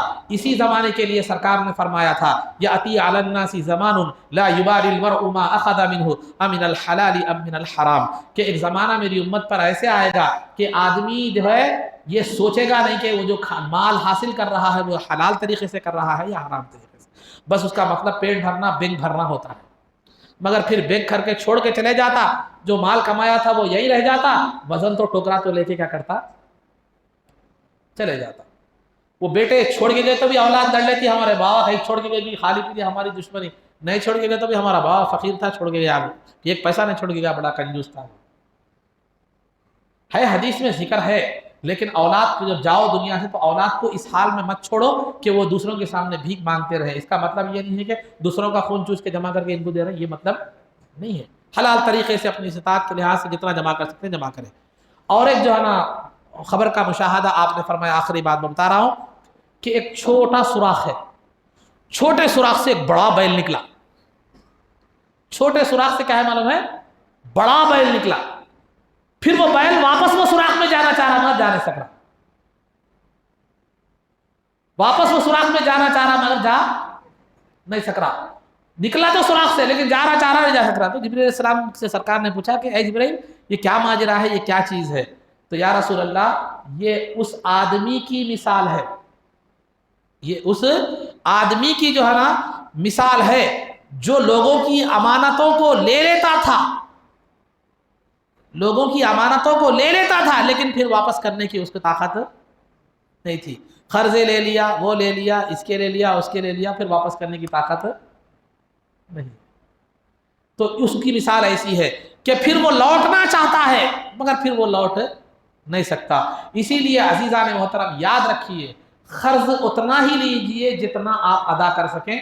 میرا ایک تجربہ بتا رہا ہوں، مانے تو مانے، نہیں تو نہیں۔ اگر آپ کسی سے قرض لینا چاہ رہے ہیں، میرے کو وہاں سے آنے والے ہیں پیسے، یہ میں ان کو لے لوں گا وہاں دے دوں گا، بلکہ ایسا مت سوچئے۔ قرض ایک مقام سے لے رہے ہیں تو آمدنی کے سورسز 3 رکھ کے لیجئے، یہاں سے آنا ہے، یہاں سے آنا ہے، 3 جگہ سے قرض آپ کو پیسے آنا ہے، اس بھروسے پہ کیا کیجئے، آپ ضرورت رہے تو لیجئے۔ تو کیا ہوتا ہے، ایک جگہ سے کینسل ہو گیا تو دوسری جگہ کیا کر سکتے ہیں، آ جاتا ہے، ادھر سے رہے تو ادھر سے تو بھی ایڈجسٹ کر سکتے ہیں۔ تو بہرحال ایمرجنسی میں آپ ایڈجسٹ کر سکتے ہیں تو ویسا لیجئے قرض، ورنہ مت لیجئے۔ اور عام طور پر ہمارے لوگ جو ہے نا، بچے جو نوجوان ہیں، کاروبار کے لیے قرض کیا کرتے ہیں، لیتے ہیں۔ ابھی کبھی بھی یاد رکھیے زندگی میں نیا کاروبار قرض لے کر شروع مت کیجیے، کیونکہ آج کل کوئی بھی انٹرسٹ کے بغیر قرضہ نہیں دیتا۔ خدا نخواستہ آپ کی دکان نہیں چلی، ادھر کرایہ بھی جاتے رہتا، ادھر آمدنی کچھ بھی نہیں، پھر ادھر انٹرسٹ بھی کیا ہوتا، بڑھتے۔ حتی الامکان قرض لینے کی کوشش مت کیجیے، کاروبار چھوٹا شروع کیجیے، چھوٹے سے بڑے بنیاد، ایک تو تجربہ بھی آپ کو حاصل ہوتا اور محنت بھی ہوتی، اور آپ کو زندگی میں ایک کئی مواقع آپ کو سمجھنے کے کیا ہوتے ہیں، جو ہے نا ملتے ہیں۔ آپ کو ایک مثال دوں، پولیس اسٹیشن میں اگر کوئی بڑے ڈی ایس پی بنتا ہے یا صحیح سے اگر وہ آتا ہے تو اس کو جتنا تجربہ رہتا، پڑھ کے آئے والا امتحان دینے کا اتنا تجربہ نہیں رہتا۔ ایک دنیا کی مثال میں آپ کو دے رہا ہوں، سمجھے، کیونکہ وہ آدمی شروع سے دیکھا ہوا رہتا ہے کہ پبلک کا کیا رجحان ہے، کیسا ہے کیا نہیں۔ ایک پڑھا لکھا ہوا بیچارہ ایگزام دیتا، آ کے ڈی ایس پی بن جاتا، بڑے عہدے پہ آ جاتا، اس کو دنیا نہیں معلوم ہے کہ علم میں وہ ماہر رہتا، قانون جانتا ہے، لیکن یہ جو قانون بھی جانتا ہے لوگوں کو بھی ڈیل کرنے کا جانتا ہے۔ تو شروع سے آپ تجارت کریں گے تو جب ایک مقام پر پہنچیں گے تو آپ کو تجارت کا ہر پہلو کیا ہوگا، آپ کو معلوم ہوگا لوگوں کی سمجھ بھی آپ کو حاصل ہوگی. ڈائریکٹ آپ کو تجارت کا تجربہ نہیں ہے, 10 لاکھ کا جو ہے نا مال ڈال کے 15 لاکھ کا وہ بھی قرض لے کر ڈال دیے, ختم, دکان بند کر کے بیٹھ گئے 1 مہینے میں, زوردار انداز میں جو ہے نا بلا کے اوپننگ کر لی, اس کے بعد دیکھے تو پھر دکانیں بند ہے. تو ایسا نہیں ہونا, سمجھے. تو خلاصہ گفتگو یہ ہے. تو یہ خبر کا عالم کا مشاہدہ کرنے کے بعد جب سرکار دو عالم صلی اللہ علیہ وسلم آگے بڑھے تو آواز آئی السلام علیکہ یا اول, سلامتی ہو آپ پر اے مخلوق میں سب سے پہلی ذات. السلام علیکہ یا حاشر, سلامتی ہو آپ پر جو انبیاء میں سب کے بعد تشریف لائے. اور السلام علیکہ یا حاشر, کہ اب سلامتی ہو آپ پر اے وہ ذات جو حشر میں سب سے پہلے اٹھائی جانے والی ہے. تو سرکار نے پوچھا یہ کس کی آواز ہے جبرائیل؟ تو جبرائیل علیہ السلام نے عرض کیا کہ یا رسول اللہ یہ عیسیٰ علیہ السلام, موسیٰ علیہ السلام اور ابراہیم علیہ السلام کی آواز ہے. اس کے بعد سرکار تشریف لے گئے بیت المقدس کو. بیت المقدس میں وہ سواری کو باندھا, آپ نے سواری کو باندھا. اگر نیند کا اگر خواب کا سفر آتا تو سواری کو باندھنے کی ضرورت بھی نہیں تھی. تو سواری کو باندھنا یہ بتا رہا تھا کہ یہ سفر بھی کیا ہے, جسمانی ہے, پہلے والوں کا رد. تو بہرحال اس کے بعد نماز کی امامت فرمائی. وہ تفصیلی واقعات آپ علماء سے سنتے رہتے. اب یہاں سے میں بتا رہا ہوں کہ مسجد حرام سے مسجد اقصیٰ تک کا سفر کیوں کیا گیا. ایک کامن بات جو آپ سنتے ہیں علماء نے بیان فرمائی ہے وہ یہ ہے کہ جب یہ مسجد اقصیٰ کا سفر اس لیے کرایا گیا تاکہ وہ زمین والوں کے لیے معراج کی دلیل بن جائے. کیونکہ آپ ڈائریکٹ آسمانوں پہ جاتے بولتے ہیں میں پہلے آسمان میں فلاں نبی سے ملا, جنت کو دیکھا, دوزخ کو دیکھا, وہ دیکھا. آپ ہم تو آسمان دیکھے نہیں, جنت دیکھے نہیں, دوزخ دیکھے نہیں. کیسا مانتے ہیں؟ دیکھے سو چیز کو دلیل میں دیے تو مانتے. تو لہذا جو ہے نا سرکار, چونکہ سرکار بھی بیت المقدس اس سے پہلے نہیں دیکھے تھے, اب تک بیت المقدس تشریف نہیں لے گئے تھے, تو لہذا پہلے بیت المقدس کو لے جایا گیا تاکہ جب کفار و مشرکین کو پوچھیں کہ آپ آسمانوں پر گئے, زمین پر گئے, بیت المقدس گئے, تو بتائیے وہ آسمان کی باتیں تو نہیں پوچھیں گے, وہ پوچھیں گے کہ بیت المقدس میں کیسا ہے, کیا ہے, کیونکہ انہیں بھی معلوم تھا کہ آپ کبھی تشریف نہیں لے گئے ہیں. تو لہذا وہ معراج کی دلیل بن جائے, اسی لیے جو ہے نا وہ بیت المقدس کو لے جایا گیا. ایک بیت المقدس کو جانا یہ معراج کی ایک دلیل تھی, معراج کی ایک دلیل تھی. اور جو ہے نا مگر پھر ہوا کیا, آنے کے بعد کفار پوچھے بیت المقدس میں کیا ہے کیا نہیں, وہ کیسا ہے. آپ اتنے دن مسجد کو آ رہے ہیں, آپ کو پوچھا مسجد میں کتنے پیارا ہے, بولے تو مسلم تو دور کی بات, انتظامی کمیٹی جو ہمیشہ انتظامات میں ہے تو وہ بھی نہیں بول سکتے, کیونکہ آدمی کا توجہ نہیں دیتا عام طور پر. کیا صدر صاحب محترم صاحب آتے پہلے مسجد کے پیانہ کھول گنی گیا, خراب رہا تو ہاں ٹھیک ہے, یہ بنا دیجیے یا بدل دیں گے ایک الگ بات.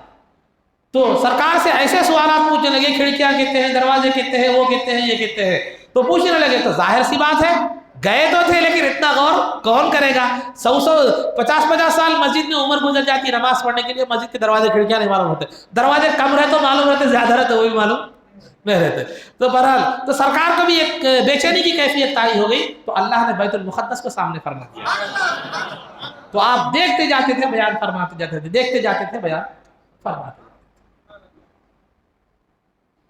دیکھتے جاتے تھے بیان فرماتے جاتے تھے. اگر دکھائے بغیر آپ یہ کہہ سکتے ہیں کہ سرکار کو لے جانا نہیں تھا, بیت المقدس دکھانا ہی تھا, تو ڈائریکٹ آسمان پہ لے جا کے بعد میں پوچھے وقت بیت المقدس دکھانا تھا. سمجھ رہے بات کو آپ؟ پوچھے وقت کیا ہے معلوم, بیت المقدس دکھانا تھا. بیت المقدس لے جانے کی کیا ضرورت تھی؟ تو میں آپ کو ایک بات پوچھ رہا ہوں, اگر آپ دلی کی جامع مسجد نہیں دیکھے, ڈائریکٹ آپ کو تصویر بتا دی گئی, تو آپ پہچان سکتے ہیں؟ زیادہ سے زیادہ بولیں گے مسجد بولیں گے, دلی کی جامع مسجد کیسا بولیں گے؟ بات سمجھ رہے ہیں آپ؟ بات سمجھ رہے ہیں؟ دلی کی جامع مسجد آپ کو بتلا دیا گیا, یا حیدرآباد کی مکہ مسجد آپ کو بتلا دیا گیا, آپ کبھی بھی دیکھے نہیں تھے, اس کو کچھ بھی معلوم نہیں تھا آپ کو. یہ کیا ہے, مسجد ہے, ہاؤس دکھ رہا, مینارہ دکھ رہے, وہ دکھ رہی, مسجد ہے, کوئی سی مسجد ہے نہیں معلوم. کیوں؟ آپ ایک مرتبہ دیکھ کے آتے تو فوراً بولتے نہیں ہے مکہ مسجد, یہ جامع مسجد ہے. تو لہذا پہلے بتلایا گیا, اس کے بعد دکھلایا گیا تاکہ مقابلے میں آسانی ہو. ٹھیک موسیٰ علیہ السلام کو بھی اسی طرح کرایا گیا کہ آپ کا ہاتھ میں جو لاٹھی تھی وہ لاٹھی چھوڑتے تو اژدہا بن جاتا تھا. تو پہلے تنہائی میں پریکٹس کروائی گئی کہ لاٹھی چھوڑو اژدہا بنے گا. تو جب تنہائی میں پریکٹس کروائی گئی, اس کے بعد جادوگروں کے سامنے آپ کو چھوڑ دیا گیا. تو لاٹھی چھوڑ کر اگر سانپ بن گیا تو آپ پریشان. بات سمجھ میں آ رہی ہے آپ؟ بات سمجھ میں آ رہی ہے؟ गाड़ी सिखाए बगैर आरटीओ के सामने छोड़ दिया तो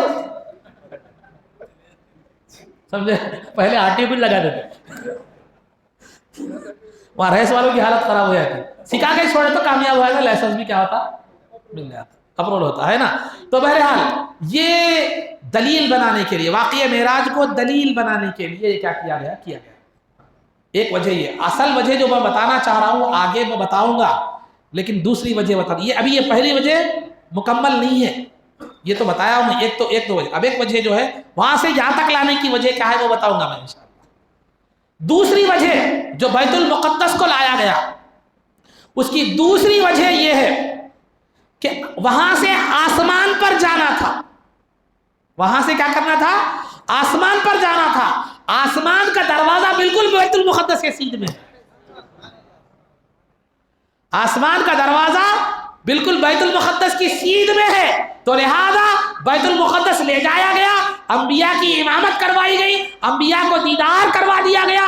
जिन अंबिया ने आलम अरवाह में सरकार को नबी माना था, ईमान लाए थे, रसूल माना था, ये इल्म मुशाहदा ऐनुल यकीन करवाया गया, उसके बाद वहां से खरीबी दरवाजे से ले जाया। एक दूसरी वजह ये, और एक नॉलेज के वास्ते आपको एक बात बता रहा हूं, यौम युनादिल मुनादि मिन मकानिन करीब, गौर से सुनिए, उस दिन क़यामत के दिन पुकारने वाला एक मुकाम खरीब से पुकारेगा, पुकारने वाला पुकारेगा। तो ये मुकाम खरीब कौन है, इसकी तफसीर में काब रजी अल्लाह ताला अन्हु से बाद मुफस्सिरीन ने ये लिखा है तफसीरी में कि आसमान, बैतुल मुक़द्दस के पास भी आसमान है, दुनिया के हर इलाके के पास भी आसमान है, लेकिन बैतुल मुक़द्दस के पास जो आसमान है उसकी दूरी दुनिया के दीगर मुकामात की दूरी से 18 मील कम है, 18 मील कम है। यहां 18 मील कम है, बाकी हर जगह 18 मील दूर है, दूरी में इतनी कमी है, 18 मील कमी है। तो आप गए तो कैसे जाते, शार्ट रास्ते से जाते ना जी, तो यहाँ शार्ट रास्ते का भी सबूत मिलता, मगर शार्ट रास्ता किसी को सताने के वास्ते, किसी को जो है ना वो ठगने के वास्ते नहीं रहना, गलत मकासद के लिए ना, कोई पैसे बचाने वास्ते, पेट्रोल बचाने वास्ते, किसी और तरीके से, मगर रूल के खिलाफ नहीं होना, जैसा हमारे पास बारानगर के पास होता। अब कहाँ पैसे देना पड़ता कि बोले लोग बाजू से गली से निकल जा रहे हैं, वो है ना क्या है जी, वो टूल गेट के पास, बोला भी होशियार है, बड़े खोद दिए खत्म गड़े।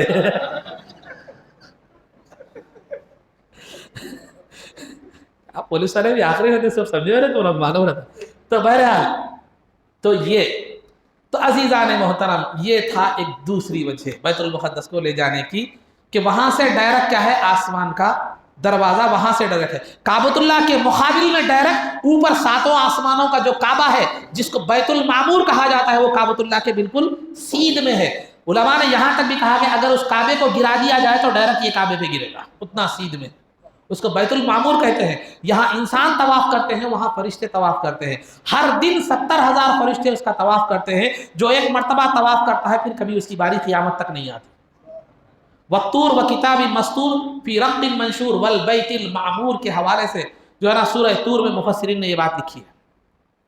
तो बहरहाल अज़ीज़ान मोहतरम, खुलासा गुफ्तगू एक वजह ये। अब आइए जो अहम वजह है बैतुल मुक़द्दस से, मस्जिद हराम से बैतुल मुक़द्दस की तरफ ले जाने के लिए अहम वजह क्या है।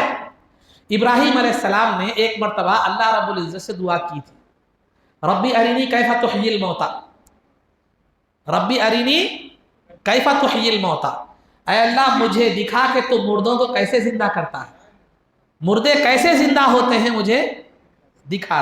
तो अल्लाह ने फरमाया अवलम तुमिन, क्या आपको मेरे जिंदा करने पर ईमान नहीं है।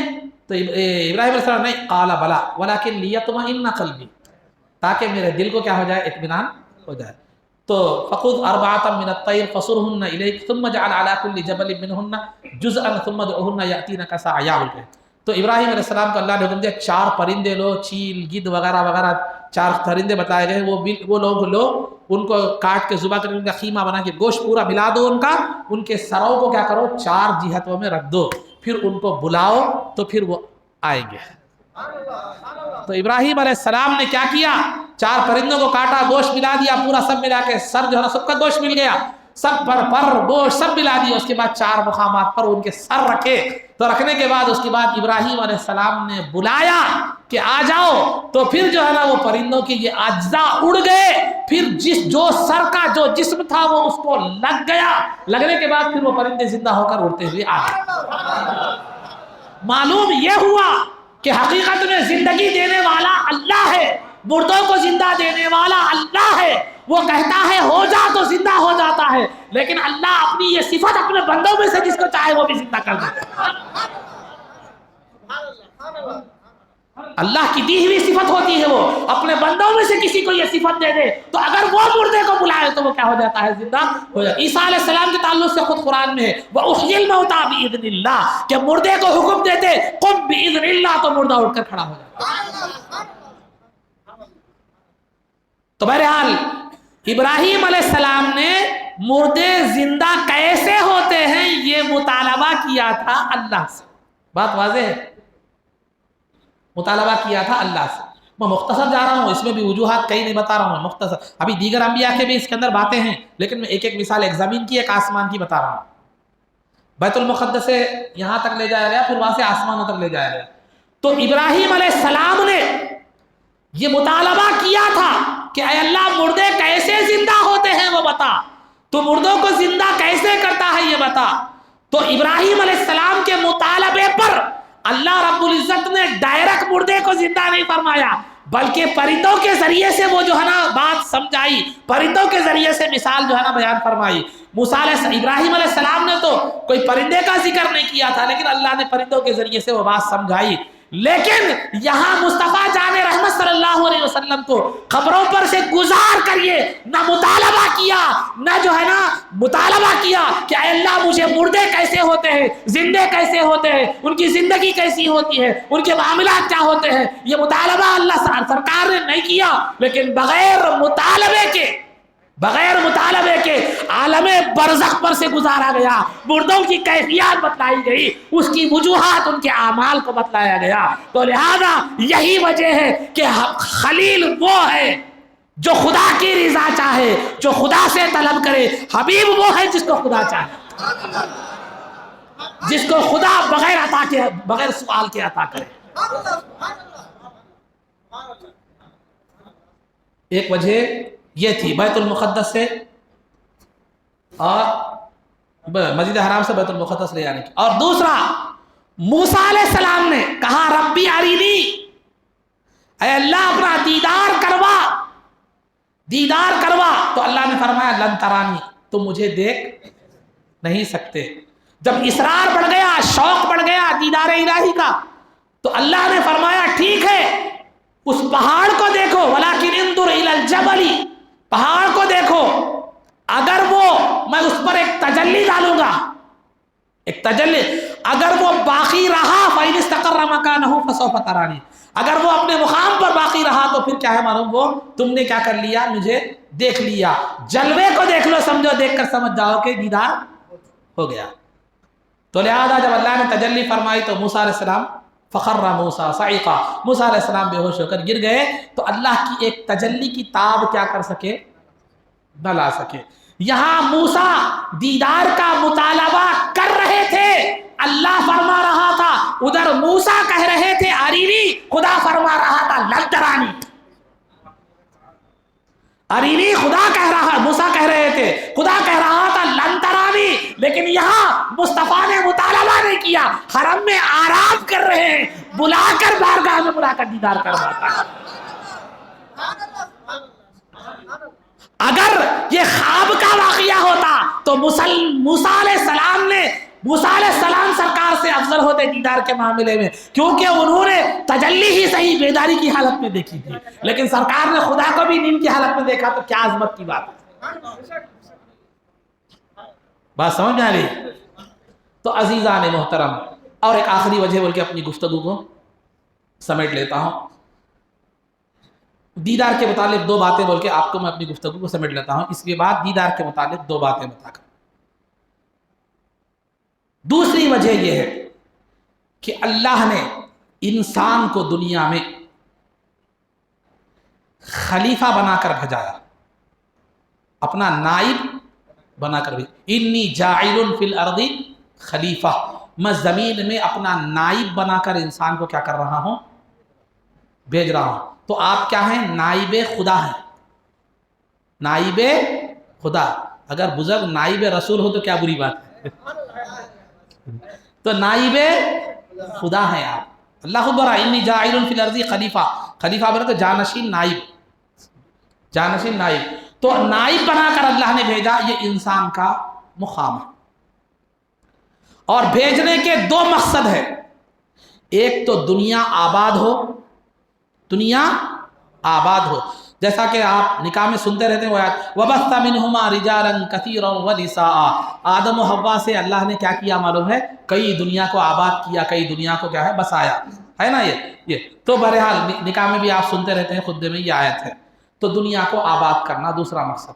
तीसरा अहम मकसद जो इंसान को भेजने का था, लियाबुदून, ताकि वो क्या करे मालूम है, मैंने जिन्नो इंसान को इसलिए पैदा किया ताकि वो मेरी इबादत करे। ठीक है, जो मकसद, तो इंसानों में तीन किस्म के लोग होते हैं। एक तो मकसद को बिल्कुल, जो मकसद को पेश नज़र रखकर ज़िंदगी गुजारते हैं, हमेशा अपनी दुनिया में आने का मकसद उनके पेश नज़र होता है। वो अल्लाह वाले हैं, अम्बिया हैं, सालिहीन हैं, जो हमेशा अपनी दुनिया में आने के मकसद को पेश नज़र रहे, दुनिया में भी कामयाब रहे, आखिरत में भी कामयाब रहे। बाज़ लोग वो होते हैं अपने मकसद को पूरे तौर पर भुला बैठते हैं, पूरे तौर पर भुला बैठते। बाज़ लोग वो होते हैं कि जो है ना, ख्वाहिश तो होती है मैं अच्छा बनूं, लेकिन शैतान पर काबू नहीं पा सकते। मौलाना का बयान सुने, आज फजर की नमाज पढ़ूंगा बोल के कैसा भी सोच के गए, ख्वाहिश के जज्बे के साथ सो गए, फजर के अलार्म होते वक्त भूल गए, मौलाना को भी भूल गए, तकरीर को भी भूल गए।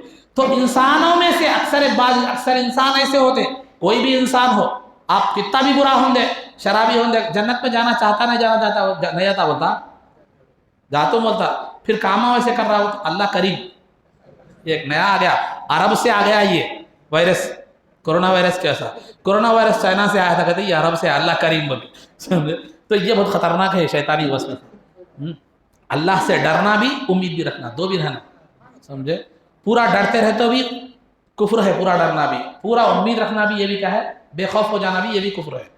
डरना भी, वो भी करना तो है, उम्मीद भी रखना। ठीक है, अब्बा गुस्से में रहे क्या करते हैं, खामोश पीछे पीछे रह जाना, खुशी में रहे क्या करना, को जो मांग कर रहा है वो कर लेना। तो गज़ब, वालिद के गज़ब से डरना भी, खुशी से फ़ायदा उठाने की भी कोशिश करना। तो लिहाजा बिला तशबीह व तमसील, अल्लाह से डरना भी, उसकी इबादत भी करना, और फिर जो है ना उससे क्या है मालूम है, तलब भी करना, उम्मीद भी रखना। बहरहाल किससे रखेंगे, उससे नहीं तो समझे, अल्लाह के अलावा किसी से उम्मीद रखना वो जो है ना बेकार है। दुनिया में कोई उम्मीद रखे भी तो आप तो पहले पूरी नहीं होती, अक्सर पूरी हुई तो भी वो उम्मीद चुपके पूरी नहीं करता, बाद में फिर क्या तो भी रखता आपके ताल्लुक से। समझे, मैं तुम्हारा उस वक्त दिया था ना कर्जा, आप मेरे दो। वो एक ही ज़ात है, दो मखलूक जो है ना, मखलूक से कभी भी उम्मीद रखे तो उम्मीद अक्सर टूटती है, कभी पूरी भी होती है तो वो अपने साथ बोझ लेकर आती है। खुदा की ज़ात एक ऐसी है, उससे उम्मीद रखो तो टूटती भी नहीं, उसके साथ फिर दोबारा कोई चीज़ आती भी नहीं। और मखलूक, दूसरी बात, मखलूक वो है जो सर कटा कर भी राज़ी नहीं होती, खुदा वो है जो दो आंसू बहाकर राज़ी होता है। ये बात है। अब आपके सामने है, मखलूक को इख्तियार करें या खुदा को इख्तियार करें। तो बहरहाल, तो हर इंसान की एक ख्वाहिश होती है। क्या होती है, हर इंसान की एक ख्वाहिश होती है। महबूबा पूरा जेब खाली करके भी छोड़ के चले जाती, महबूबा गर्लफ्रेंड पूरा खाली कर देती, चक लगाती, उसके बाद दीवाना बना के छोड़ देती, पोटा पागलों की तरह फिरते रहता। लेकिन वही मोहब्बत मुस्तफ़ा जाने रहमत से अगर करता तो फिर वो काबिला अलग होता, दुनिया व आखिरत में कामयाबी होती। वो मोहब्बत सहाबा ने की थी, वो मोहब्बत औलिया ने की थी। नात में हम बहुत ज्यादा नात पढ़ते हो, माफ करना गलत मत समझिए, मैं थोड़ा खुला बोलने का आदी हूँ। हर आदमी नात में मदीना कब जाऊंगा, मदीना बुला लीजिए, मदीना बुला लीजिए, मगर कभी आपने कोशिश की है कि मैं मदीना जाऊंगा भी? चार पैसे आते रहते, दूसरे काम आते वगैरह रख देते। जिसके पास नहीं है मैं उसकी बात नहीं कर रहा हूँ, जो गरीब है उसके कुछ भी नहीं, لیکن ہمارے پاس الحمدللہ اتنے لوگ ایسے بھی ہیں صاحب استطاعت ہیں، مالدار ہیں، اور ہر مسجد میں نعت میں بڑا سرکار سے ملاقات کی، مدینے کا دیدار کی، میری موت مدینے میں ہو جائے، وہ ہو جائے، یہ ہو جائے، لیکن کبھی اس کے لیے آپ جائزہ لیجئے کتنے لوگ کوشش کریں اس کے لیے۔ اس کے علاوہ گرل فرینڈ بولے نہیں آ رہا کیونکہ وہ زبان زد نہیں ہے جملہ، سمجھے، ضرورت نہیں پڑی ضرورت نہیں پڑی کیونکہ بڑے لوگ پہلے بند دیے تھے رسی، تو بہرحال بولتے تھے بیٹا یہ تمہاری ہے، زیادہ ادھر ادھر نہیں بھاگنا۔ میں یہ ہنسی کی باتیں اس لیے کروں تاکہ آپ کے اندر کیا ہے تھوڑا چستی آ جائے۔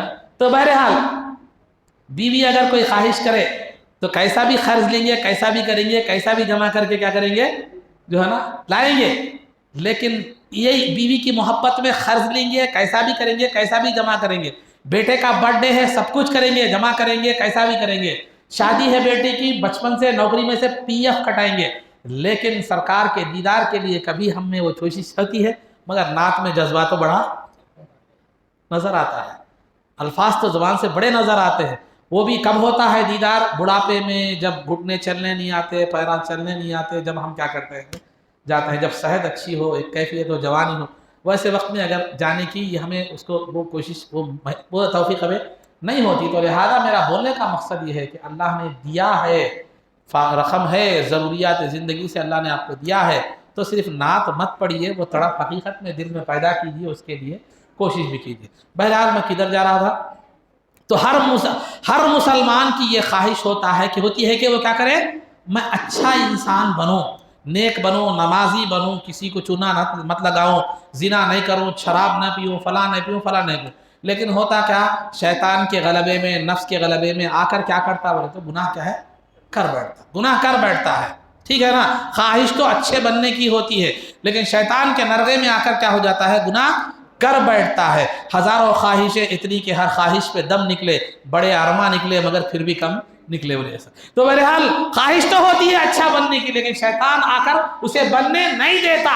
تو سرکار کو قبر کا دیدار کروایا جا رہا ہے، صرف دیدار نہیں کروایا گیا، بلکہ سرکار جبرائیل سے پوچھ رہے ہیں کہ انہیں عذاب کیوں دیا جا رہا ہے۔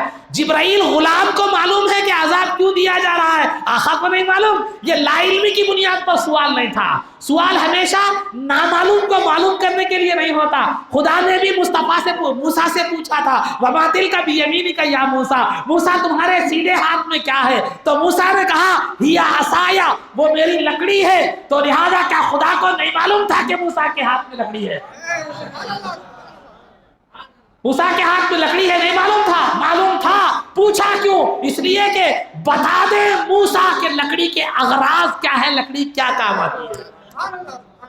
تو موسیٰ نے کہا، کیا کہا؟ اتوکئ علیہا، اگر کوئی نالا آتا ہے پار نہیں کر سکتا تو بیچ میں لکڑی رکھ کر میں چھلانگ لگاتا ہوں، لکڑی یہ کام میں آتی ہے۔ وَأَحُشُّ بِهَا عَلَىٰ غَنَمِي، میں اپنی بکریوں کو اس سے کیا کرتا ہوں، ہانکتا ہوں۔ اور کئی مفسرین نے دوسری باتیں پتہ جھڑانے کے لیے بھی استعمال کرتا ہوں، وغیرہ وغیرہ۔ بہرحال تو لہذا سوال ہمیشہ نامعلوم کو معلوم کرنے کے لیے نہیں ہوتا، بلکہ سوال کی مصلحتیں کئی ہو سکتی ہیں۔ کبھی امتحان بھی ہوتا ہے، میں آپ کو پوچھ سکتا ہوں بتاؤ سرکار کے والد کا نام کیا ہے، تو کیا میرے نہیں معلوم؟ آپ کا امتحان لینا چاہ رہا ہوں۔ تو لہذا یہاں سرکار اس لیے پوچھ رہے تھے جبرائیل سے تاکہ بے نمازی کا سزا کیا ہے معلوم ہو، اور شرابی کی سزا کیا ہے معلوم ہو، امانت پہ خیانت کرنے والے کی سزا کیا ہے معلوم ہو۔ تو جو آدمی اچھائی کا جذبہ رکھتا ہے لیکن شیطان کے غلبے کی وجہ سے ان برائیوں سے بچ نہیں سکتا، وہ کم از کم یہ سن کر تو اچھائی کی طرف آ جائے، یہ سن کر تو بھی اچھائی کی طرف آ جائے۔ چوری کرتا ہے تو یہ سن کر نہیں کرنا دل میں ہوتا ہے، لیکن مجبوری میں شیطان کے بہکاوے میں آ کر کرتا ہے، تو یہ چیز، یہ عذاب جب دیکھ لیتا ہے تو چھوڑنے میں مددگار ثابت ہوتی ہے۔ جیسا کہ پولیس کا یا قانون کا جو ہے نا، اس کی سزا انسان کو جرم کرنے سے بچاتی ہے۔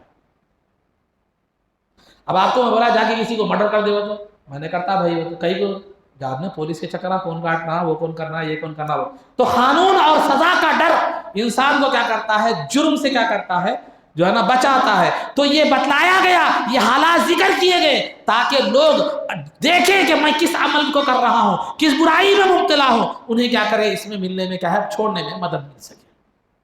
یہ مصلحت بھی تھی تمام چیزوں کے سیر کروانے کی۔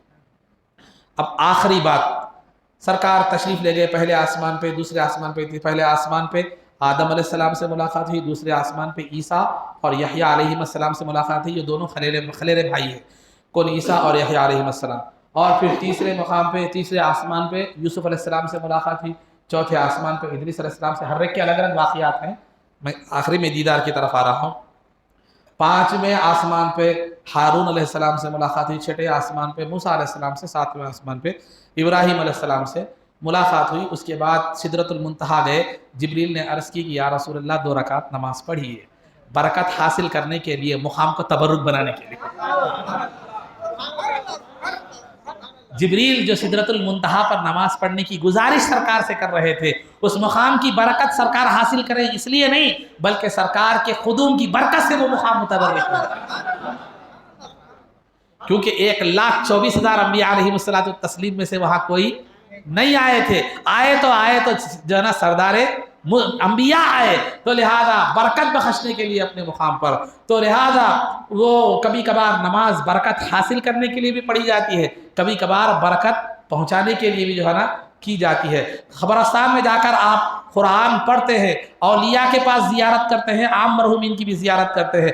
مرحومین کی زیارت ثواب پہنچانے کے لیے ہوتی ہے، اولیاء کی زیارت فیض حاصل کرنے کے لیے ہوتی ہے، سرکار کی زیارت شفاعت کا پروانہ لینے کے لیے۔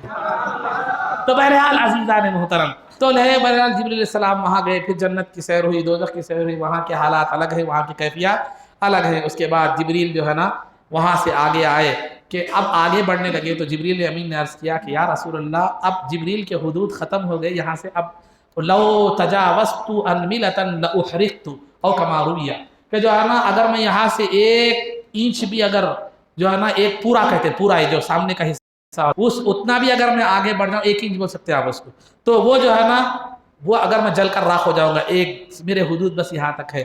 اس کے بعد سرکار آگے بڑے وہاں سے انوار و تجلیات کا ایک عالم تھا، بارگاہ رب العزت کے قریب پہنچے تو آواز آنے لگی، ادنو یا محمد، ادنو یا محمد، ادنو یا محمد، ادنو یا محمد۔ سرکار بڑھتے گئے، ایک مقام پر ایسا آیا کہ آپ کو تجلیات الہی کی وجہ سے ایک وحشت ہونے لگی، تو وہاں سے ابو بکر کی آواز میں آواز آئی، کیونکہ غیر مانوس مقام پر ایک مانوس آواز آتی ہے تو آدمی کو تھوڑا سا ہمت ہوتی ہے۔ اگر آپ اندھیرے میں تاریکی میں جا رہے ہیں، ایک جنگل میں جا رہے ہیں، کوئی بھی نہیں دکھا، آپ کی امی کی یا ابو کی آواز آ جائے یا بھائی کی آواز آ جائے تو ارے کوئی ہے، یا ہمت ایک وہ جو ہے نا وہ ہوتی ہے۔ تو بہرحال تو وہ اس کے بعد آگے بڑھے تو اس کے بعد جو ہے نا اللہ رب العزت نے فرمایا کہ اے محبوب کیا لائے؟ ایک دوسرے سے ملنے جاتے ہیں تو تحفہ دیتے نا، خدا تو تحفے کا محتاج نہیں ہے، لیکن محبوب کی عظمت بتانا مقصود ہے کہ اے محبوب کیا لائے ہو؟ تو جو ہے نا التحیات للہ والصلوات والطیبات السلام ہو گیا، اے اللہ میری اور میری امت کی مالی اور بدنی عبادتیں میں تیری بارگاہ میں کیا کرتا ہوں؟ پیش کرتا ہوں۔ یا کوئی دوسری چیز نہیں لے گئے، یہاں پر ایک سلیقہ آپ کو یہ بھی مل رہا ہے، کسی کو تحفہ دے رہے ہیں تو اس کی مناسبت سے تحفہ دو، اس کو کام نہیں آتا، کچھ بھی نہیں آتا، تحفہ دے رہے، ایسی چیز دو جو اس سے کیا ہو سکے، کام میں آ سکے۔ ہمارے پاس عام طور پر شادیوں میں لیمن سٹاں گھڑیاں اتنے آتے ہیں کہ ضرورت خانے میں بھی گھڑی لگانے کی ضرورت پیش آتی ہے، ہوتا نہیں ہوتا؟ اس سے بہتر پیسے دے دو نا، صحیح ہے نہیں؟ ہاں تو بہرحال دیکھے سو مشاہدہ ہے بھائی، ذاتی تجربہ سب نہیں رہا۔ اور دیکھا کون لیٹر شادی میں کسی گیا تھا، لیمن سیٹ گھڑی، لیمن سیٹ، اتنے گھڑیاں رہ کے بھی گھڑیاں لے رہے، گھڑیاں دے رہے، مگر پھر بھی ٹائم کے پابندی ہے۔ تو بہرحال تو یہ تحفہ جو ہے مناسبت سے، کبھی کسی عالم دین کو تحفہ دے رہے ہیں، آپ اس کو کوئی کتاب دیجیے، وہ پڑھے گا، آپ کا تحفہ کام میں آئے گا۔ عالم دین کو جا کے جو ہے نا گٹکا دے رہے تحفے میں، سمجھے، یا کوئی تو ایسی چیز دے رہے، پینٹ بوشرٹ دے رہے، اس کو پہنتا ہی نہیں، ایسا نہیں ہونا۔ لباس میں دے رہے تو ایک شیروانی، کرتا پائجامہ، یا کوئی کتاب دیجیے، ایک دینی کتاب، نہیں انگلش کی جو ہے نا بچوں کی وہ گرامر کی کتاب دے رہے اس کو تو کیا کریں ہم لے کے، سمجھے؟ ہاں تو بہرحال یہ چند بات ہے۔ تو یہاں سرکار اللہ کی ذات کی مناسبت سے کیا تھی کہ اللہ بندوں کی عبادت کو پسند فرماتا ہے، تو سرکار نے بندوں کی مالی اور بدنی عبادتیں اللہ کی بارگاہ میں پیش فرمائی۔ تو اللہ نے ان عبادتوں کو قبول فرماتے ہوئے کہا السلام علیکہ ایھا النبی، اے نبی تم پر سلامتی ہو، اے نبی تم پر سلامتی ہو۔ دیکھیے کیا معاملہ ہے، سلامتی تو دنیا میں بھی جبرائیل کے ذریعے سے بھیجتا تھا، جبرائیل کئی مرتبہ آتے تھے، یار اے محمد صلی اللہ علیہ وسلم اللہ سلام فرماتا ہے، یہ کر، وہاں سلامتی تھی لیکن آواز اور دیدار نہیں تھا، یہاں سلامتی بھی ہے، محبوب کا مشاہدہ بھی ہو رہا ہے، سلامتی کے الفاظ بھی سنائی دے رہے ہیں، کلیم اللہ کی شان بھی ہے، حبیب اللہ کی شان بھی ہے، شان کلیمی بھی ہے، شان حبیبان حبیب۔ تو لہذا اس کے بعد سرکار، عام طور پہ انسان پیسہ آ گیا یا اچھے مقام پہ چلا گیا تو لوگوں کو، غریب دوستوں کو، چھوٹے دوستوں کو جو کمتر ہے ان کو بھول جاتا، ان سے بات کرنا، ان سے ملنا بھی پسند نہیں کرتا، اور خوشی کے موقع، غم کے موقع پر اللہ بھی یاد آتا، مخلوق بھی یاد آتی، جو ہے نا، خوشی کے موقع پر کوئی بھی یاد نہیں آتا، انسان بھول جاتا، سمجھے؟ تو لہذا ویسے خوشی کے موقع پر وہ اعزاز حاصل ہو رہا ہے، دیدار الہی کی محویت ہے، دیدار الہی کا عالم یہ ہے، ما زاغ البصر وما طغى، نگاہ ایسے ٹک ٹکی باندھ کر اللہ کا دیدار کر رہے ہیں کہ نگاہ جھپک بھی نہیں رہی ہے، پلک بھی، اور ادھر ادھر بھی نہیں ہو رہی ہے، یہ بیداری میں رہے تو چھوتا، دن میں رہتے ہوتا، دیداری میں بیداری میں۔ السلام علیکم، تو جب اللہ نے سلامتی بھیجی مصطفیٰ جان رحمت صلی اللہ علیہ وسلم پر، تو فوراً امت کا خیال آیا اور کہا السلام علینا وعلی عباد اللہ الصالحین، سلامتی ہو ہم پر اور اللہ کے نیک بندوں پر۔ وہاں سرکار تھے اکیلے، لیکن ہم پر کیوں کہا؟ ہم پر کہہ کر گناہگاروں کو شامل کر لیا، گناہگاروں کو شامل کر لیا، اور والا عباد اللہ صالحین کہہ کر نیکوکاروں کو علیحدہ بیان فرمایا۔ کیوں؟ کیونکہ ان کے پاس بخشش کا ایک آسرا عبادت تو ہے، گناہگاروں کے ساتھ سوائے سہارے کے اور کچھ نہیں ہے۔ اللہ کی سہارا، اللہ کی ستاریت، مصطفیٰ کی شفاعت کے علاوہ ان کا کوئی سہارا نہیں ہے، مصطفیٰ جان رحمت کی کا اور اللہ کے علاوہ کوئی سہارا نہیں ہے۔ تو گناہگاروں کو اپنے قریب کر لیا، نیکوکاروں کو علیحدہ بیان فرمایا، لیکن فراموش کسی کو بھی نہیں کیا، فراموش کسی کو بھی نہیں کیا۔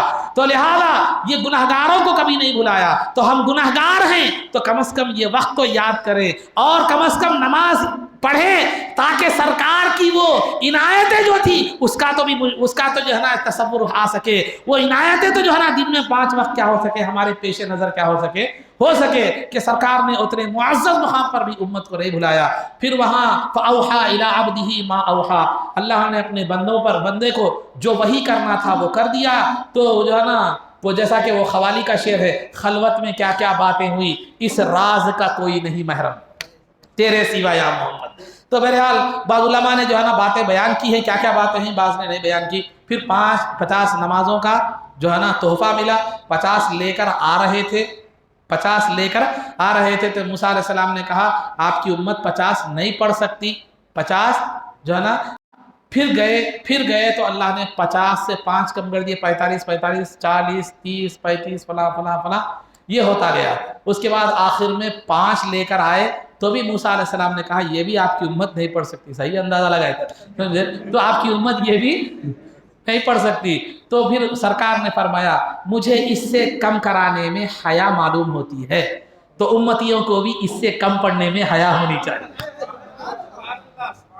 امتیوں کو بھی اس سے کم کرنے میں حیا ہونی چاہیے۔ اس حیا کو جو سرکار نے معاف کرانے کے معاملے میں پیش نظر رکھا تھا، اسی حیا کو ہم امتی ہیں تو پھر یہ نماز کو ترک کرنے میں اس حیا کو پیش نظر رکھیں۔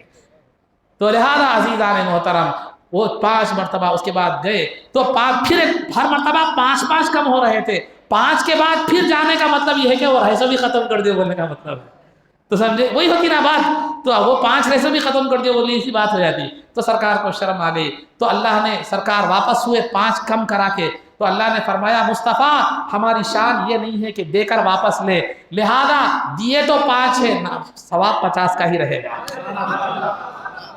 ثواب 50 کا ہی رہے گا، عزیزان محترم، اللہ کو معلوم تھا آخری میں 5 ڈکلیئر ہونے والے ہیں، پھر 9 مرتبہ پھرانے کی کیا ضرورت تھی؟ 9 مرتبہ بار بار پھرانے کی کیا ضرورت تھی؟ عزیزان محترم، وہاں 2 چیزوں کی تکمیل تھی۔ ایک تو یہ کہ اللہ اپنے محبوب کو بار بار دیدار کی لذت سے سرفراز فرماتا رہے، بار بار دیدار کی لذت سے سرفراز فرماتا ہے۔ جملہ 10 مرتبہ معراج میں دیدار ہوا، 9 مرتبہ بخشش کے سلسلے میں اور 1 مرتبہ حقیقت۔ 9 5 45 نا جی۔ تو اور ایک وجہ تو یہ تھی کہ مصطفیٰ کو بار بار دیدار سے نوازتا رہے، دوسری وجہ یہ تھی کہ جو صاحب بھیج رہے ہیں ان کے بھی شوق کو پورا کیا جائے، کیونکہ دنیا میں دیدار کا مطالبہ کرے تھے، صرف تجلی ملی تھی۔ دیدار میں دنیا میں دیدار کا مطالبہ کرے تھے، صرف تجلی ملی تھی پہاڑ کے توسط سے۔ لہذا جہاں مصطفیٰ جان رحمت دائرہ خدا کا دیدار کر کے آ رہے ہیں، دائرہ خدا کا دیدار کر کے آ رہے ہیں، مصطفیٰ جان رحمت کی نگاہوں کے واسطے سے یہاں دیدار خدا ہوتی ہے۔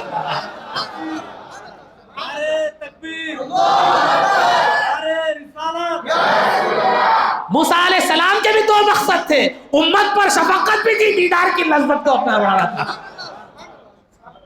امت پر شفقت بھی تھی، دیدار کی لذت کو بار بار حاصل کرنا تھا۔ تو الغرض عزیزان محترم، زمین پر تشریف لائے، پھر کیا حالات ہوئے وہ ایک تفصیلی جو ہے نا یہ واقعات ہیں، وہ اس کا تذکرہ اب چونکہ بہت زیادہ ہو جائے گا، تو لہذا یہ چند باتیں اور گزارشات تھی کہ اللہ رب العزت نے ہمیں وہ نبی عطا فرمائے ہیں جو دنیا میں، خبر میں، حشر میں، ہر مقام پر اپنا ثانی نہیں رکھتے۔